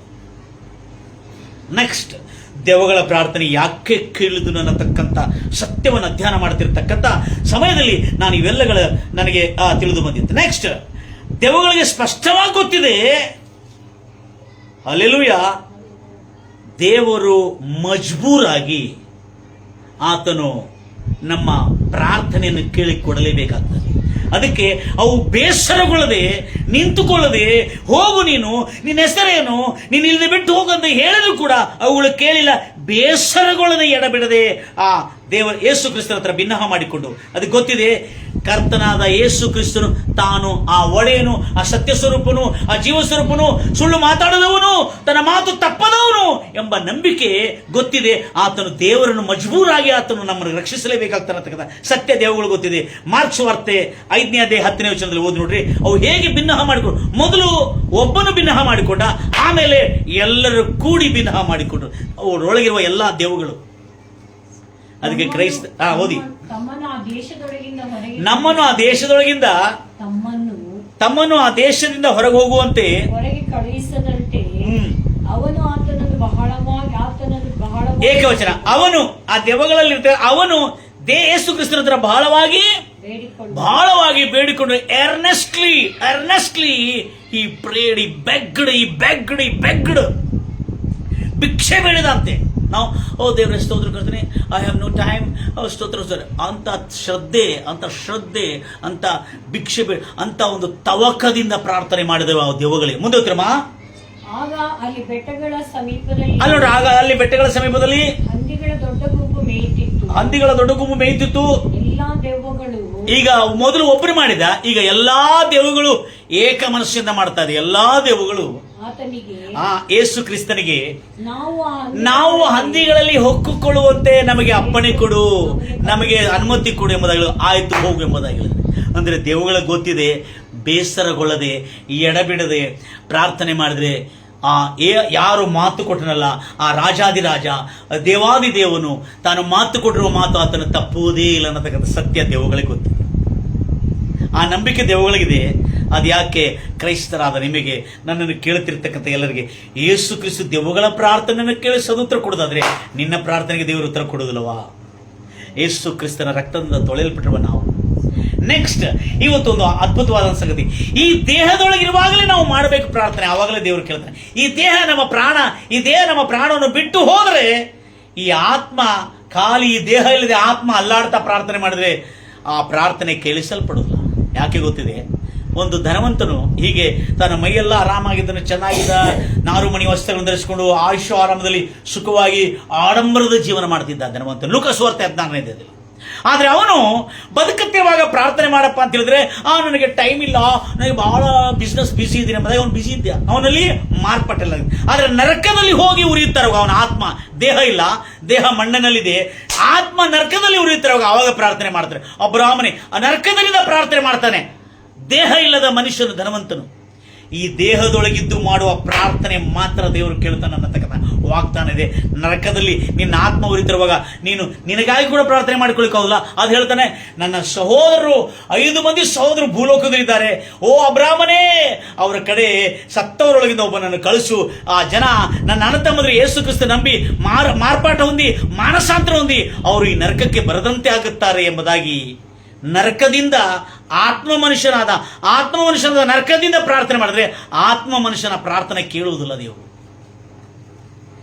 ದೇಹದಲ್ಲಿದ್ದುಕೊಂಡೇ ಮಾಡುವ ಪ್ರಾರ್ಥನೆಯನ್ನು ಖಂಡಿತವಾಗಿ ಕೇಳುತ್ತಂತೆ. ದೆವ್ವಗಳಿಗೆ ಗೊತ್ತಿದೆ, ಅದು ಕ್ರೈಸ್ತರಾದ ನಮಗೆ ಗೊತ್ತಿದೆಯಾ? ಪ್ರಾರ್ಥನೆ ಮಾಡ್ಲಿಕ್ಕೆ ಟೈಮ್ ಇರಲ್ಲ ನಮ್ಮ ಹತ್ರ. ಅದೇ ಈ ದೇಹವನ್ನು ತಗೊಂಡೋಗಿ ಟಿವಿ ಮುಂದೆ ಕುಂಡಿಸಿದ್ವಿ. ಈ ದೇಹದ ತಗೊಂಡೋಗಿ ನಾವು ಸಿನಿಮಾ, ಟಿವಿ, ನಾಟಕ, ಸೀರಿಯಲ್ಗಳು ಮತ್ತು ಮೊಬೈಲ್ನಲ್ಲಿ ಬರ್ತಕ್ಕಂಥ ಎಲ್ಲ ಕೆಟ್ಟ ಕಾರ್ಯಗಳು ನೋಡೋದಕ್ಕೆ ನಮಗೆ ಸಮಯ ಇರ್ತದೆ. ಈ ದೇಹವನ್ನು ತೆಗೆದುಕೊಂಡೋಗಿ ಇದು ದೇವರ ಆಲಯವನ್ನು ಹೊಲೆ ಮಾಡ್ತಾ ಇದೆ ಅನ್ನತಕ್ಕಂಥ ಭಯಭಕ್ತಿ ನಮಗೆ ಇದೆಯಾ? ನೆಕ್ಸ್ಟ್, ಆದರೆ ಅಬ್ರಾಮನು ಈ ಪ್ರಾರ್ಥನೆ ಮಾಡಿ, ದಯಮಾಡಿ ಈ ಅಬ್ರಾಮನ ಪ್ರಾರ್ಥನೆಯನ್ನು ಮಿಸ್ಅಂಡರ್ಸ್ಟ್ಯಾಂಡಿಂಗ್ ಮಾಡಿಕೊಂಡಿರ್ತಕ್ಕಂಥ ನನ್ನ ಎಲ್ಲಾ ಪ್ರಿಯ ಮಿತ್ರರೇ ಜಾಗ್ರತೆಯಿಂದ ಕೇಳ್ಕೊತೀವಿ. ಬೈಬಲನ್ನು ಅಕ್ಷರ ಪಾಯಿಂಟ್ ಟು ಪಾಯಿಂಟ್ ಅದರೊಳಗೆ 0 ಆಗಲಿ ಗುಡುಸಾಗಲಿ ತಪ್ಪದಂತೆ ನೋಡಿಕೊಡ್ರಿ. ಬಹಳ ಅದ್ಭುತವಾದಂಥ ಸಂಗತಿ ಇದೆ. ಅಬ್ರಾಮನು ಸೊದೋಮ್ ಗೋಮೋರ ಎಂಬ ದೇಶಕ್ಕಾಗಿ ಪ್ರಾರ್ಥನೆ ಮಾಡಲು ನಿಂತಿದ್ದ. ದೇವದೂತಗಳು ಈ ಲೋಕಕ್ಕೆ ಬಂದು ಸೊದೋಮ್ ಗೋಮರ ಪಾಪ ತುಂಬಿ ಬಂದಿರುವುದರಿಂದ ಸೊದೋಮ್ ಗೋಮರ ಸಂಪೂರ್ಣ ನಾಶವಾಗುವಂಥ ಸ್ಥಿತಿಗೆ ಬಂದಿರುವಾಗ ದೇವದೂತಗಳು ಹೇಳ್ತಾರೆ, ಸೊದೋಮ್ ಗೋಮರ ಈಗ ಸಂಪೂರ್ಣವಾಗಿ ನಾಶವಾಗಲಿಕ್ಕಿದೆ, ಅದಕ್ಕಾಗಿ ನಾವು ಹೋಗ್ತಾ ಇದ್ದೇವೆ ಎಂಬುದಾಗಿ ದೇವದೂತಗಳು ಹೇಳಿರುವಾಗ ಯಾರ ಅಬ್ರಾಮನ ಹತ್ರ ಹೇಳಿರುವಾಗ ಅಬ್ರಾಮನು ಆ ದೇವದೂತಗಳಿಗೆ ಎದುರು ನಿಂತು, ಅಯ್ಯ 50 ನೀತಿವಂತರಿದ್ರೆ, ಅಂದ್ರೆ ನೀತಿವಂತರು ದುಷ್ಟರೊಂದಿಗೆ ನಾಶವಾಗುವುದು ನಿನಗಿಷ್ಟವಾ? ಅದು ನೀತಿವಂತನಾದ ದೇವರು ದುಷ್ಟರೊಂದಿಗೆ ನೀತಿವಂತರು ನಾಶವಾಗೋದು ನಿನ್ನಿಂದ ದೂರವಾಗಿರಲಿ ನನ್ನ ಕರ್ತನೆ. ರಾಜ, 50 ನೀತಿವಂತರಿದ್ರೆ ಸೊದೋಮ್ ಗೋಮರನ್ನು ನಾಶ ಮಾಡದೆ ನೀನು ಉಳಿಸುತ್ತೀಯ ಅಂತ ಕೇಳಿರುವಾಗ ಆಯ್ತು ಉಳಿಸ್ತೀನಿ ಅಂತ ಹೇಳಿ ಯಾರು ಮಾಡ್ತಾ ಇದ್ದಾರೆ ಪ್ರಾರ್ಥನೆ? ಸಾಮಾನ್ಯವಾದಂತ ಒಂದು ಅಬ್ರಾಹ್ಮಣ ಮಾಡ್ತಾ ಇದ್ದಾನೆ. 50 ನೀತಿ 6 ಸಾರಿ ಒಡೆಯನು, ಭೂಪರಗಳ ಒಡೆಯನು, ಆಕಾಶ ನಕ್ಷತ್ರ ಪರಲೋಕಗಳು, ಇಲ್ಲಿ ವಿಶ್ವಮಂಡಲ ಬ್ರಹ್ಮಾಂಡಕ್ಕೆ ಒಡೆಯನಾಗಿರುವ ಯೇಸು ಕ್ರಿಸ್ತನ ಹತ್ರ ಪ್ರಾರ್ಥನೆ, ಆ ದೇವಾದಿ ದೇವರ ಹತ್ರ ಪ್ರಾರ್ಥನೆ ಮಾಡ್ತಾನೆ. ಯಾರು? ಕರ್ತಾಧಿಕರ್ತನ ಎಲ್ ಶಡಾಯ್ ಆದ ದೇವರು, ಸರ್ವಶಕ್ತನಾದ ದೇವರ ಹತ್ರ ಪ್ರಾರ್ಥನೆ ಮಾಡ್ತಾ ಇದ್ದಾನೆ ಅಂತ ತಿಳ್ಕೊಂಡು, ಅಯ್ಯ 5 ಕಡಿಮೆ 45 ಜನ ಇದ್ರೆ ನೀನು ಅವ್ರನ್ನು ಆ ದೇಶವನ್ನು ನಾಶ ಮಾಡದೆ ರಕ್ಷಿಸ್ತೆ. ಆಯ್ತು, ರಕ್ಷಿಸ್ತೇವೆ, ಆ ದೇಶವನ್ನು ನಾಶ ಮಾಡ. ಅಯ್ಯ ಸ್ವಲ್ಪ ತಡಿ 40 ಜನ ಇದ್ರೆ ಮತ್ತು ಆಯ್ತು, ನಾನು ಇಟ್ ಇಸ್ ಯುವರ್ ಟೈಮ್, ನಿನಗೆ ಹಕ್ಕಿದೆ, ಅದು ನಿನಗೆ ಅಧಿಕಾರ ಇದೆ ನೀನು ಕೇಳಲಿಕ್ಕೆ. ಅವಾಗ 35 ಓಕೆ, 20 30 ಓಕೆ, 20 ಓಕೆ, ನಾನು ನಾಶ ಮಾಡ. 10 ಇದ್ರೆ ನಾನು ಅವಾಗ 10 ಇರುವಾಗ ಹೇಳ್ತಾನೆ, ಅಯ್ಯ ನಾನು ಧೂಳಾಗಿದ್ದೇನೆ. ನೆನ್ಪಿಟ್ಕೊಡ್ರಿ, ಈ ಮಾತ್ರ ಸರಿಯಾಗಿ ಓದಿ ನೋಡ್ರಿ ಎಲ್ಲ ಬೈಬಲ್ಗಳಲ್ಲಿ. ಇದನ್ನು ತಪ್ಪರ್ಥ ಮಾಡ್ಕೊಂಡಿದ್ದಾರೆ ನಮ್ಮ ಹಳೆ. ಅದಕ್ಕೆ ಅಲ್ಲೇ ಅಬ್ರಾಮನ್ ಹೇಳ್ತಾನೆ, ಅಯ್ಯ ನೋಡ್ರಿ ಆ ಮಾತು ಆದಿಕಾಂಡ, ಅದು ಆಮೇಲೆ ನೀವು ಓದ್ಕೊಡ್ರಿ, ನಾನು ಹೇಳ್ಬಿಡ್ತೇನೆ ಯಾಕಂದ್ರೆ ನೀವು ಬಹಳ ಸಮಯ ಇಲ್ಲ. ಆದಿಕಾಂಡ 18ನೇ ಅಧ್ಯಾಯ 16ರಿಂದ 27ವರೆಗೆ ಈ ಒಂದು ಘಟನೆ ಇದೆ. ಆಗ ದೇವರ ಹತ್ರ ಭಿನ್ನಹ ಮಾಡ್ತಾನೆ, ಪ್ರಾರ್ಥನೆ ಮಾಡಿ ಕೇಳ್ತಾ ಇರುವಾಗ ಕೊನೆಗೆ 10 ಜನರ ಬಗ್ಗೆ ಪ್ರಾರ್ಥನೆ ಮಾಡ್ತಿರುವಾಗ ಅಬ್ರಾಹ್ಮಣ ಹೇಳ್ತಾನೆ, ಧೂಳಾಗಿರುವ ನಾನು, ಅಂದ್ರೆ ಮಣ್ಣಾಗಿರುವ ನಾನು, ಬೂದಿಯಾಗಿರುವ ನಾನು ನಿನ್ನ ಕಡೆ ಧೈರ್ಯವಾಗಿ ಪ್ರಾರ್ಥನೆ ಮಾಡಲು ಮುಂಗೊಂಡಿದ್ದೇನೆ. ಅಂದ್ರೆ ಅರ್ಥ ಏನು? I am dare, I know that I am a dust and ash, I dare to speak with you. ಅಂದ್ರೆ ಅರ್ಥ ಏನು? ಈ ಮಣ್ಣು, ಈ ಧೂಳಿನಲ್ಲಿ ಆ ಅಧಿಕಾರ ಇದೆ ಅನ್ನತಕ್ಕಂಥ ಸತ್ಯ ಅಬ್ರಾಹ್ಮನಿಗೆ ಗೊತ್ತಿದೆ. ಈ ದೇಹದಲ್ಲಿ ನಾನು ಮಾಡುವ ಪ್ರಾರ್ಥನೆ ದೇವರು ಕೇಳ್ತಾನೆ. ಅದಕ್ಕಾಗಿ ನಾನು ಧೂಳಾಗಿದ್ದೇನೆ, ನಾನು ಬೂದಿಯಾಗಿದ್ದೇನೆ, ಅದಕ್ಕಾಗಿ ನಾನು ಧೈರ್ಯಗೊಂಡು ನಿನ್ನ ಹತ್ರ ಕೇಳ್ತಾ ಇದ್ದೇನೆ. 10 ಜನರಿದ್ರೆ ಆ ದೇಶವನ್ನು ನೀನು ನಾಶ ಮಾಡದೆ ರಕ್ಷಿಸುತ್ತೀಯ ಎಂಬುದಾಗಿ. Yes, it is your time, you are the ruler. ನೀನು ಈ ಭೂಮಿಯನ್ನು ದೊರೆತನ ಮಾಡ್ತಾ ಇದ್ದೀ. ಅದಕ್ಕೆ ದೇವರು ಆ ಮನುಷ್ಯನ ಪ್ರಾರ್ಥನೆಗೆ ಆತನು ಸದುತ್ತರವನ್ನು ಕೊಡ್ತಕ್ಕಂಥ. ಹೋದ್ರೆ ಆ ಮಾತನ್ನು, ಅದೇ ಮಾತು ಡೈರೆಕ್ಟ್ 27ನೇ ವಚನದಲ್ಲಿದೆ. ಡೈರೆಕ್ಟ್ ಆಗ ಅಬ್ರಹಾಮನು ಆದಿಕಾಂಡ 18 ಅಧ್ಯಾಯ 27ನೇ ವಚನದಲ್ಲಿ ನೇರವಾಗಿ ಬರೋಣ. ಇಗೋ ಮಣ್ಣು ಬೂದಿಯಾಗಿರುವ ನಾನು ಕರ್ತನ ಸಂಗಡ ಮಾತನಾಡಲು ಧೈರ್ಯಗೊಂಡಿದ್ದೇನೆ. ಒಂದು ವೇಳೆ ಕೊನೆಯದಾಗಿ 10 ನೀತಿವಂತರವರೆಗೆ ಬಂದಿದ್ದಾನೆ ಅಂತ. ಒಂದು ವೇಳೆ ಎಂಬುದಾಗಿ. Praise Lord Jesus. ನಾನು ಧೈರ್ಯಗೊಂಡು ಅಲ್ಲ 27ನೇ ವಚನ ಹೋದ್ರಿ. ಆಯ್ತು, ಥ್ಯಾಂಕ್ ಯು. ಒಂದು ವೇಳೆ ಆ ಕೊನೆ ಎಷ್ಟು ನೀತಿವಂತಿದ್ರು ಕೂಡ ನಾನು ಮಣ್ಣು ದೇಹದಲ್ಲಿದ್ದಂತ ಈ ಧೂಳಿನಲ್ಲಿರ್ತ ಬೂದಿ ಆಗಿರ್ತಕ್ಕಂಥ ನಾನು ಧೈರ್ಯಗೊಂಡಿದ್ದೇನೆ ಅಂದ್ರೆ ಅರ್ಥ ಏನು? ಈ ಮಣ್ಣು ಮತ್ತು ಧೂಳು ಆಗಿರ್ತಕ್ಕಂಥ ಈ ಬೂದಿ ಮತ್ತು ಮಣ್ಣಾಗಿರ್ತಕ್ಕಂಥ ಈ ದೇಹದಲ್ಲಿ ಆ ಸಾಮರ್ಥ್ಯ ಇದೆ. ಜೀವವು ಮರಣವು ಈ 4 ವರ್ಷದಲ್ಲಿದೆ. ಆ ಒಂದು ದೇಶವನ್ನು ರಕ್ಷಿಸುವ ಸಾಮರ್ಥ್ಯ ಪ್ರಾರ್ಥನೆ ಈ ದೇಹದಿಂದ ಮಾಡಿದರೆ ದೇವರು ಮಜ್ಬೂರಾಗಿ ಕೇಳ್ತಾನೆ ಅನ್ನತಕ್ಕಂಥ ಸತ್ಯ, ಅಬ್ರಾಹ್ಮನಿಗೆ ಗೊತ್ತಿರುವ ಸತ್ಯ ನಮ್ಮೆಲ್ಲರಿಗೆ ಇವತ್ತು ಗೊತ್ತಾಗಬೇಕನ್ನತಕ್ಕಂಥ ನನ್ನ ಕಳಕಳಿ ವಿನಂತಿ. ಕಣ್ಣನ್ನು ಮುಚ್ಚೋಣ, ಪ್ರಾರ್ಥಿಸೋಣ. ನನ್ನ ಪ್ರಿಯ ಸಹೋದರಿ ಸಹೋದರೇ, ದೆವ್ವಗಳಿಗೆ ಏಕೀಭವಿಸಿ ಪ್ರಾರ್ಥನೆ ಮಾಡ್ತಾ ಇದ್ದೇವೆ. ದೆವ್ವಗಳು ನಂಬಿಕೆಯಿಂದ ಪ್ರಾರ್ಥನೆ ಮಾಡ್ತದೆ. ದೆವ್ವಗಳು ನಡಿಗೆ ಆರಾಧನೆ ಮಾಡಿ ಪ್ರಾರ್ಥನೆ ಮಾಡ್ತಾ ಇದ್ದೇವೆ. ಅಂತ ಆರಾಧನೆ ಮಾಡಿ ಯೇಸು ಕ್ರಿಸ್ತನನ್ನು ಅನಿವಾರ್ಯವಾಗಿ ಆ ಹಂದಿಗಳಲ್ಲಿ ಹೋಗಿ 2000 ಹಂದಿಗಳನ್ನು ನುಂಗಿಬಿಟ್ಟು ಕೊಂದಾಕಿಬಿಟ್ಟವಂದ್ರೆ 2000 ಹಂದಿಗಳು ಆ ದೆವ್ವಗಳಲ್ಲಿರತಕ್ಕಂಥ ಐಕ್ಯತೆ, ಪ್ರಾರ್ಥನೆ, ನಂಬಿಕೆ ಇವುಗಳನ್ನೆಲ್ಲ ನಾನು ಅಧ್ಯಯನ ಮಾಡ್ತಿರುವಾಗ ದೆವ್ವಗಳಿಗೆ ಗೊತ್ತಿರತಕ್ಕಂಥದ್ದು ಕ್ರೈಸ್ತವರಾದ ನಮಗೆ ಗೊತ್ತಿದೆಯಾ? ಪರೀಕ್ಷಿಸಿಕೊಳ್ಳೋಣ. ಮಹೋನ್ನತನಾದ ದೇವರು ಇವತ್ತು ವಚನಗಳ ಮೇಲೆ ವಚನ ನಮ್ಮೊಟ್ಟಿಗೆ ಮಾತಾಡಿದ ರಾಜ. ಕೃಪಾ ಕನಿಕರವುಳ್ಳ ದೇವರೇ, ನಿನಗೆ ಸ್ತೋತ್ರ ಕರ್ತನೆ. ಈ ದೇಹದೊಳಗಿದ್ದಾಗಲೇ ಪ್ರಾರ್ಥನೆ ಮಾಡಿರುವಾಗ ದೇವರು ಖಂಡಿತವಾಗಿ ಈಡೇರಿಸುತ್ತಾನೆ ಅನ್ನತಕ್ಕಂಥ ನಂಬಿಕೆ ದೇವಗಳಿಗಿದೆ. ಆದರೆ ಅದೇ ನಂಬಿಕೆ ಇಲ್ಲದವನು ನರಕದಲ್ಲಿ ಉರಿತಾ, ದೇಹ ಇಲ್ಲದೆ ಧನವಂತನು ಆತ್ಮ ಉಳ್ಳವನಾಗಿ ನರಕದಲ್ಲಿ ಉರಿತಾ ಇರುವಾಗ ಅವನ ಪ್ರಾರ್ಥನೆ ಲಾಲಿಸಲ್ಪಡಲಿಲ್ಲ. ಹೌದು ಕರ್ತನೆ, ರಾಜಾದಿರಾಜನೇ, ಸತ್ಯವಂತನೇ, ನೀತಿವಂತನೇ, ಒಂದು ಸಾರಿ ನೀನು ಮಾತು ಕೊಟ್ಟ ನಂತರ ಆ ಮಾತನ್ನು ಖಂಡಿತವಾಗಿ ನೆರವೇರಿಸ್ತೇನೆ ಅಂತಕ್ಕಂಥ ನಂಬಿಕೆ ದೆವ್ವಗಳಿಗಿದೆ. ಇವತ್ತು ಕ್ರೈಸ್ತವರಿಗೆ ಯಾಕೆ ಇರಬಾರದು? ಖಂಡಿತವಾಗಿ ರಾಜ, ಇವತ್ತು ನನ್ನನ್ನು ಕೇಳುತ್ತಿರ್ತಕ್ಕಂಥ ಎಲ್ಲ ನನ್ನ ಪ್ರಿಯ ಸಹೋದರಿ ಸಹೋದರು, ಎಷ್ಟು ಜನ ಏಕಮನಸ್ಸಿಂದ ಒಮ್ಮನಸ್ಸಿಂದ ಎಲ್ಲರ ಪಾಪಗಳನ್ನು, ಯಾರ ಮೇಲೆ ದ್ವೇಷ ಅಸೂಯೆ ಕೈ ಇಟ್ಕೊಳ್ಳದೆ ಎಲ್ಲರನ್ನು ಕ್ಷಮಿಸುವಂತರಾಗಿ ನಾವು ಯಾಕೆ ಪ್ರಾರ್ಥನೆ ಮಾಡಬಾರದು? ಹೌದು, ನೀವು ಇತರರ ಪಾಪಗಳನ್ನು, ಅದೇ ನಾವು ಇತರರ ಪಾಪಗಳನ್ನು ಕ್ಷಮಿಸಿದಂತೆ ನಮ್ಮ ಪಾಪಗಳನ್ನು ಕ್ಷಮಿಸು. ಅಂದ್ರೆ ದೇವಗಳು ಗೊತ್ತಿದೆ, ನಮಗೆ ಆ ನೀತಿ ಗೊತ್ತಿದೆಯಾ? ನಾವು ಇತರರ ಪಾಪಗಳನ್ನು ಕ್ಷಮಿಸ್ತಾ ಇದ್ದೇವಾ? ಇತರರ ದ್ರೋಹ ಅಪರಾಧಗಳನ್ನು ಕ್ಷಮಿಸ್ತಾ ಇದ್ದೇವಾ? ಕ್ಷಮಿಸುವುದಾದ್ರೆ ನಿನ್ನ ಪಾಪಗಳನ್ನು ಕ್ಷಮಿಸ್ತಾನೆ. ಪಾಪಿಗಳ ಪ್ರಾರ್ಥನೆ ದೇವರು ಕೇಳುವುದಿಲ್ಲ. ಪಾಪದಿಂದ ತೊಳೆಯಲ್ಪಟ್ಟಿದ್ದ ದೇವರನ್ನು ಆರಾಧಿಸುವ, ಆ ದೇವರ ಚಿತ್ತಾನುಸಾರವಾಗಿ ನಡೆಯುವ ಪ್ರಾರ್ಥನೆಯನ್ನೇ ದೇವರು ಕೇಳುತ್ತಾನೆ ಅನ್ನತಕ್ಕಂಥ ಸತ್ಯ ದೇವಗಳು ಗೊತ್ತಿರುವ ಸತ್ಯ ನಿಮಗೆ ಗೊತ್ತಿದೆಯಾ? ಅದಕ್ಕಾಗಿ ಇವತ್ತು ಗೊತ್ತಿರೋದಾದ್ರೆ ದೇವರ ವಾಕ್ಯಾನುಸಾರವಾಗಿ ನಡೆಯುವ, ದೇವರ ಚಿತ್ತಾನುಸಾರವಾಗಿ ನಡೆಯುವಂತ ದೇವ ಜನರಾಗಿ ನಾವು ನಿಲ್ಲುವಂತೆ ನಮಗೆ ಸಹಾಯ ಮಾಡುತ್ತೆ. ಕೃಪಾ ಸಂಪೂರ್ಣ ದೇವರೇ, ಯಾರ್ಯಾರು ಕೇಳ್ತಾ ಇದ್ದಾರೆ ರಾಜ, ಜೀವಮಾನದಲ್ಲಿ ಎಷ್ಟು ಜನರು ವಿಶ್ವದಲ್ಲಿ ಕೇಳ್ತಾ ಇದ್ದಾರೆ, ಅವರೆಲ್ಲರಿಗೆ ಶುಭವಾಗಲಿ ರಾಜ. ಹೌದು ರಾಜ, ನಿನ್ನ ವಾಕ್ಯ ಕೇಳ್ತದೆ. 2ನೇ ಪುರಕಲ ವೃತ್ತಾಂತ 7ನೇ ಅಧ್ಯಾಯ 14ನೇ ವಚನದಲ್ಲಿ ನಿನ್ನ ವಾಗ್ದಾನ ಮಾಡಿದೆ. ನನ್ನವರೆಂದು ಕರೆಯಲ್ಪಡುವ ನನ್ನ ಜನರು, ನನ್ನ ಹೆಸರಿಂದ ಕರೆಯಲ್ಪಡುವ ನನ್ನ ಜನರು ತಮ್ಮನ್ನು ತಗ್ಗಿಸಿಕೊಂಡು ತಮ್ಮ ಕೆಟ್ಟ ನಡತೆಯನ್ನು ಬಿಟ್ಟು ತಿರುಗಿಕೊಂಡು ನನ್ನ ಮುಖದರ್ಶನ ನೋಡುಕಿ ಆತನನ್ನು ಪ್ರಾರ್ಥಿಸೋದಾದ್ರೆ ಆತನ ಪರಲೋಕದಿಂದ ಆ ಅಲ್ಪಸಂಖ್ಯಾತರಾದ ನಮ್ಮ ಪ್ರಾರ್ಥನೆಯನ್ನು ಕೇಳಿ ನಮ್ಮ ದೇಶದಲ್ಲಿ ಆರೋಗ್ಯವನ್ನು ದಯಪಾಲಿಸ್ತೇನೆ ಎಂಬುದಾಗಿ ಕರ್ತನೆ ನೀನು ವಾಗ್ದಾನ ಮಾಡಿದ ಕರ್ತನೆ. ನಾವೆಲ್ಲರೂ ಏಕ ಮನಸ್ಸಿಂದ ಬೇಡ್ತಾ ಇದ್ದೆ ರಾಜ. ನನ್ನ ಜೊತೆಯಲ್ಲಿ ಇರ್ತಕ್ಕಂಥ ಲೈವ್ ನಲ್ಲಿ ಕೇಳ್ತಿರ್ತಕ್ಕಂಥ ನಮ್ಮ ಪ್ರೇಯರ್ ಜಾಯಿನ್ ನಲ್ಲಿ ಮಾಡ್ತೇವೆ, ನಮ್ಮ ಪ್ರೇಯರ್ ವಾರಿಯರ್ಸ್ ಎಲ್ಲ ಎಷ್ಟು ಜನ, ಪ್ರಾರ್ಥನಾ ಎಷ್ಟು ಜನ ನಮ್ಮ ಜೊತೆ ಜಾಯ್ನ್ ಆಗಿದ್ರೆ ಅವರೆಲ್ಲರೂ ಕೂಡ ನಾವು ಏಕೀಭವಿಸಿದ ರಾಜ. ನಮ್ಮ ದೇಶದಲ್ಲಿ ಆರೋಗ್ಯವನ್ನು ದಯಪಾಲಿಸ ರಾಜ, ನಮ್ಮ ದೇಶದಲ್ಲಿ ಆತ್ಮಿಕ ಆರೋಗ್ಯವನ್ನು ದಯಪಾಲಿಸ ರಾಜ, ನಮ್ಮ ದೇಶದಲ್ಲಿ ಆರ್ಥಿಕ ಆರೋಗ್ಯವನ್ನು ದಯಪಾಲಿಸ ರಾಜ, ನಮ್ಮ ದೇಶದಲ್ಲಿ ಭೌತಿಕ ಆರೋಗ್ಯವನ್ನು ದಯಪಾಲಿಸಿ ಕರ್ತರೆ. ನಮ್ಮ ದೇಶವನ್ನು ರಕ್ಷಿಸು. 150 ಕೋಟಿ ಜನರು ಕರ್ತರೆ, ಎಲ್ಲ ದ್ವೇಷ ಅಸೂಯ ಕೈ ಕರ್ತನೆ, ಜಾತಿ ಭೇದ ಮತದಲ್ಲಿರ್ತಕ್ಕಂಥ ಎಲ್ಲ ಕರ್ತನೆ ಅಶುದ್ಧತ್ವವನ್ನು ಕರ್ತನೆ ದ್ವೇಷವನ್ನು ಹರಡಿಸ್ತಿರ್ತಕ್ಕಂಥ ಎಲ್ಲಾ ದುಷ್ಟ ಶಕ್ತಿಗಳು ನಿರ್ಮೂಲವಾಗಿ ಯೇಸುವಿನ ಶಾಂತಿ, ಯೇಸುವಿನ ಸಮಾಧಾನ, ಯೇಸುವಿನ ಪ್ರೀತಿ ನಮ್ಮ ದೇಶವನ್ನು ತುಂಬಿಕೊಂಡು ನಮ್ಮ ದೇಶಕ್ಕೆ ಆರೋಗ್ಯವನ್ನು ದಯಪಾಲಿಸಿ ಎಂಬುದಾಗಿ ನಾವೆಲ್ಲರೂ ಕರ್ತನೆ ನನ್ನನ್ನು ಕೇಳುತ್ತಿರ್ತಕ್ಕಂಥ ಎಲ್ಲ ನನ್ನ ಪ್ರಿಯ ಸಹೋದರಿ ಸಹೋದರು ಏಕ ಮನಸ್ಸ, ದೆವ್ವಗಳಿಗೆ ಏಕ ಮನಸ್ಸಿಂದ ಪ್ರಾರ್ಥನೆ ಮಾಡಿದಾಗ ಅವುಗಳಿಗೆ ಕೊಟ್ಟಿದ್ದಿ, ಆದರೆ ನಮಗೂ ಒಂದು ವಾಗ್ದಾನ ಮಾಡಿದ ರಾಜ, ನಾವು ಏಕ ಮನಸ್ಸಿಂದ ಪ್ರಾರ್ಥನೆ ಮಾಡಿದ್ರೆ ನಮ್ಮ ದೇಶದಲ್ಲಿ ಆರೋಗ್ಯವನ್ನು ಕೊಡ್ತಿ. 120 ಕೋಟಿ ಜನರಿಗೆ ಸಂಪೂರ್ಣ ರಕ್ಷಣೆ ಪ್ರಾಪ್ತವಾಗಿದ್ದಕ್ಕಾಗಿ 150 ಕೋಟಿ ಜನರಿಗೆ ನಿನ್ನ ಸಮಾಧಾನ, ನಿನ್ನ ಶಾಂತಿ ಕರ್ತನೆ ತಲುಪುವಂತೆ ಮಾಡಿದಕ್ಕಾಗಿ ನಿನಗೆ ಸ್ತೋತ್ರ ಕರ್ತನೆ. ಸ್ತೋತ್ರ ಪರಿಶೋಧನೆ ಕೃಪೆಯಲ್ಲಿ ಶುಭವಾಗಿ.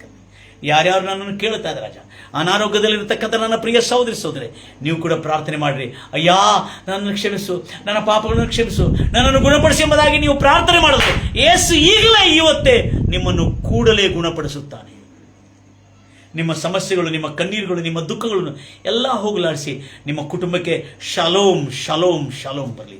ನಿಮ್ಮ ಕುಟುಂಬದಲ್ಲಿರ್ತಕ್ಕಂಥ ಎಲ್ಲರಿಗೆ ಸಮಾಧಾನ, ಶಾಂತ, ಸಂತೋಷ, ಆನಂದ, ಹರ್ಷ ತುಂಬಿ ಬರಲಿ ಎಂಬುದಾಗಿ ಹಾರೈಸುತ್ತಾ, ಸುಖ ಶಾಂತಿ ಬದುಕುತ್ತಿರುವ ಜೀವನದಲ್ಲಿ ವೈಕ್ಯದಲ್ಲಿ ಹೇಳಿದಂತೆ ನೀವು ದುರ್ಮಾರ್ಗತನವನ್ನು ಬಿಟ್ಟು ಆತನ ಮಾರ್ಗವನ್ನು ನಡೆಯುವುದಾದರೆ, ಆತನನ್ನು ಸೇವಿಸುವುದಾದರೆ, ಆತನ ಮಾತನುಸಾರವಾಗಿ ನಡೆಯುವುದಾದರೆ ನಿಮ್ಮ ದಿನಗಳು ಸುಖಕರವಾಗಿಯೂ ನಿಮ್ಮ ವರ್ಷಗಳು ಹರ್ಷದಿಂದ ತುಂಬಿರುವುದೆಂಬುದಾಗಿ ಕರ್ತನೆ ಯೋಬನ ಪುಸ್ತಕ 10ನೇ ಅಧ್ಯಾಯ 36ನೇ ವಚನದಲ್ಲಿ ಹೇಳಿರತಕ್ಕಂಥ ಆ ವಾಗ್ದಾನ ಎಲ್ಲರಿಗೆ ನೆರವೇರಲಿ. ಕೊನೆಗೆ ಎಲ್ಲರೂ ನಿತ್ಯ ಜೀವದಲ್ಲಿ ಸೇರಿ ಕೊನೆಗೆ ರಕ್ಷಣೆ ಪ್ರಾಪ್ತವಾಗಿ ಅವರೆಲ್ಲರೂ ಸುಭದ್ರದಲ್ಲೇ ಬದುಕುತ್ತಿರುವ ಜೀವನದಲ್ಲಿ ಸುಖ ಶಾಂತಿ ಸಮಾಧಾನ ಸಂತೋಷ ಆನಂದ ಹರ್ಷದಿಂದ ಬದುಕಲಿ ಮತ್ತು ಕೊನೆಗೆ ನಿತ್ಯ ಜೀವನದಲ್ಲಿ ಸೇರಲಿ ಎಂಬುದಾಗಿ ಹಾರೈಸುತ್ತಾ ಯೇಸು ಕ್ರಿಸ್ತ ನಾಮದಲ್ಲಿ ಪ್ರಾರ್ಥಿಸಿ ಬೇಡಿ ಹೊಂದಿದ್ದೀನಿ ತಂದೆ. ಆಮೇನ್. ನನ್ನ ಎಲ್ಲ ಪ್ರಿಯ ಸಹೋದರಿ ಸಹೋದರೇ, ಎಷ್ಟೋ ಆಸಕ್ತಿಯಿಂದ ನೀವು ದೇವರ ವಾಕ್ಯವನ್ನು ಕೇಳಿದ್ರಿ. ಎಲ್ಲ ಜನರಿಗೆ ಇದನ್ನು ಶೇರ್ ಮಾಡ್ತೀರಿ. ನೀವು ನಿಮ್ಮ ಕುಟುಂಬದವರು ಎಲ್ಲರಿಗೆ ಒಂದು ತಿಳಿಸಿರಿ, ದೇವರು ಯೇಸು ಕ್ರಿಸ್ತನು ದೆವ್ವಗಳ ಪ್ರಾರ್ಥನೆ ಕೇಳುವಷ್ಟಕ್ಕೂ ದೆವ್ವಗಳಿಗೂ ಗೊತ್ತಿರುವ ನೀತಿ ನಮಗೆ ಯಾಕೆ ಗೊತ್ತಾಗಬಾರ್ದು ಅನ್ನತಕ್ಕಂಥ ಉದ್ದೇಶದಿಂದ ಈ ಒಂದು ಕೇಸನ್ನು ಕ್ರ್ಯಾಕ್ ಮಾಡಿ ನಿಮ್ಮ ಹತ್ರ ತಂದಿನಿ. ಯೇಸು ನಾಮದಲ್ಲಿ ನಿಮ್ಮ ಜೀವನದಲ್ಲಿ ಎಲ್ಲ ಪ್ರಾರ್ಥನೆಗಳು ಕೇಳಿ ದೇವರು ನಿಮಗೆ ಸುಖ ಶಾಂತಿ ಖಂಡಿತವಾಗಿ ಅನುಗ್ರಹಿಸುತ್ತಾ ಎಂಬುದಾಗಿ. God bless you.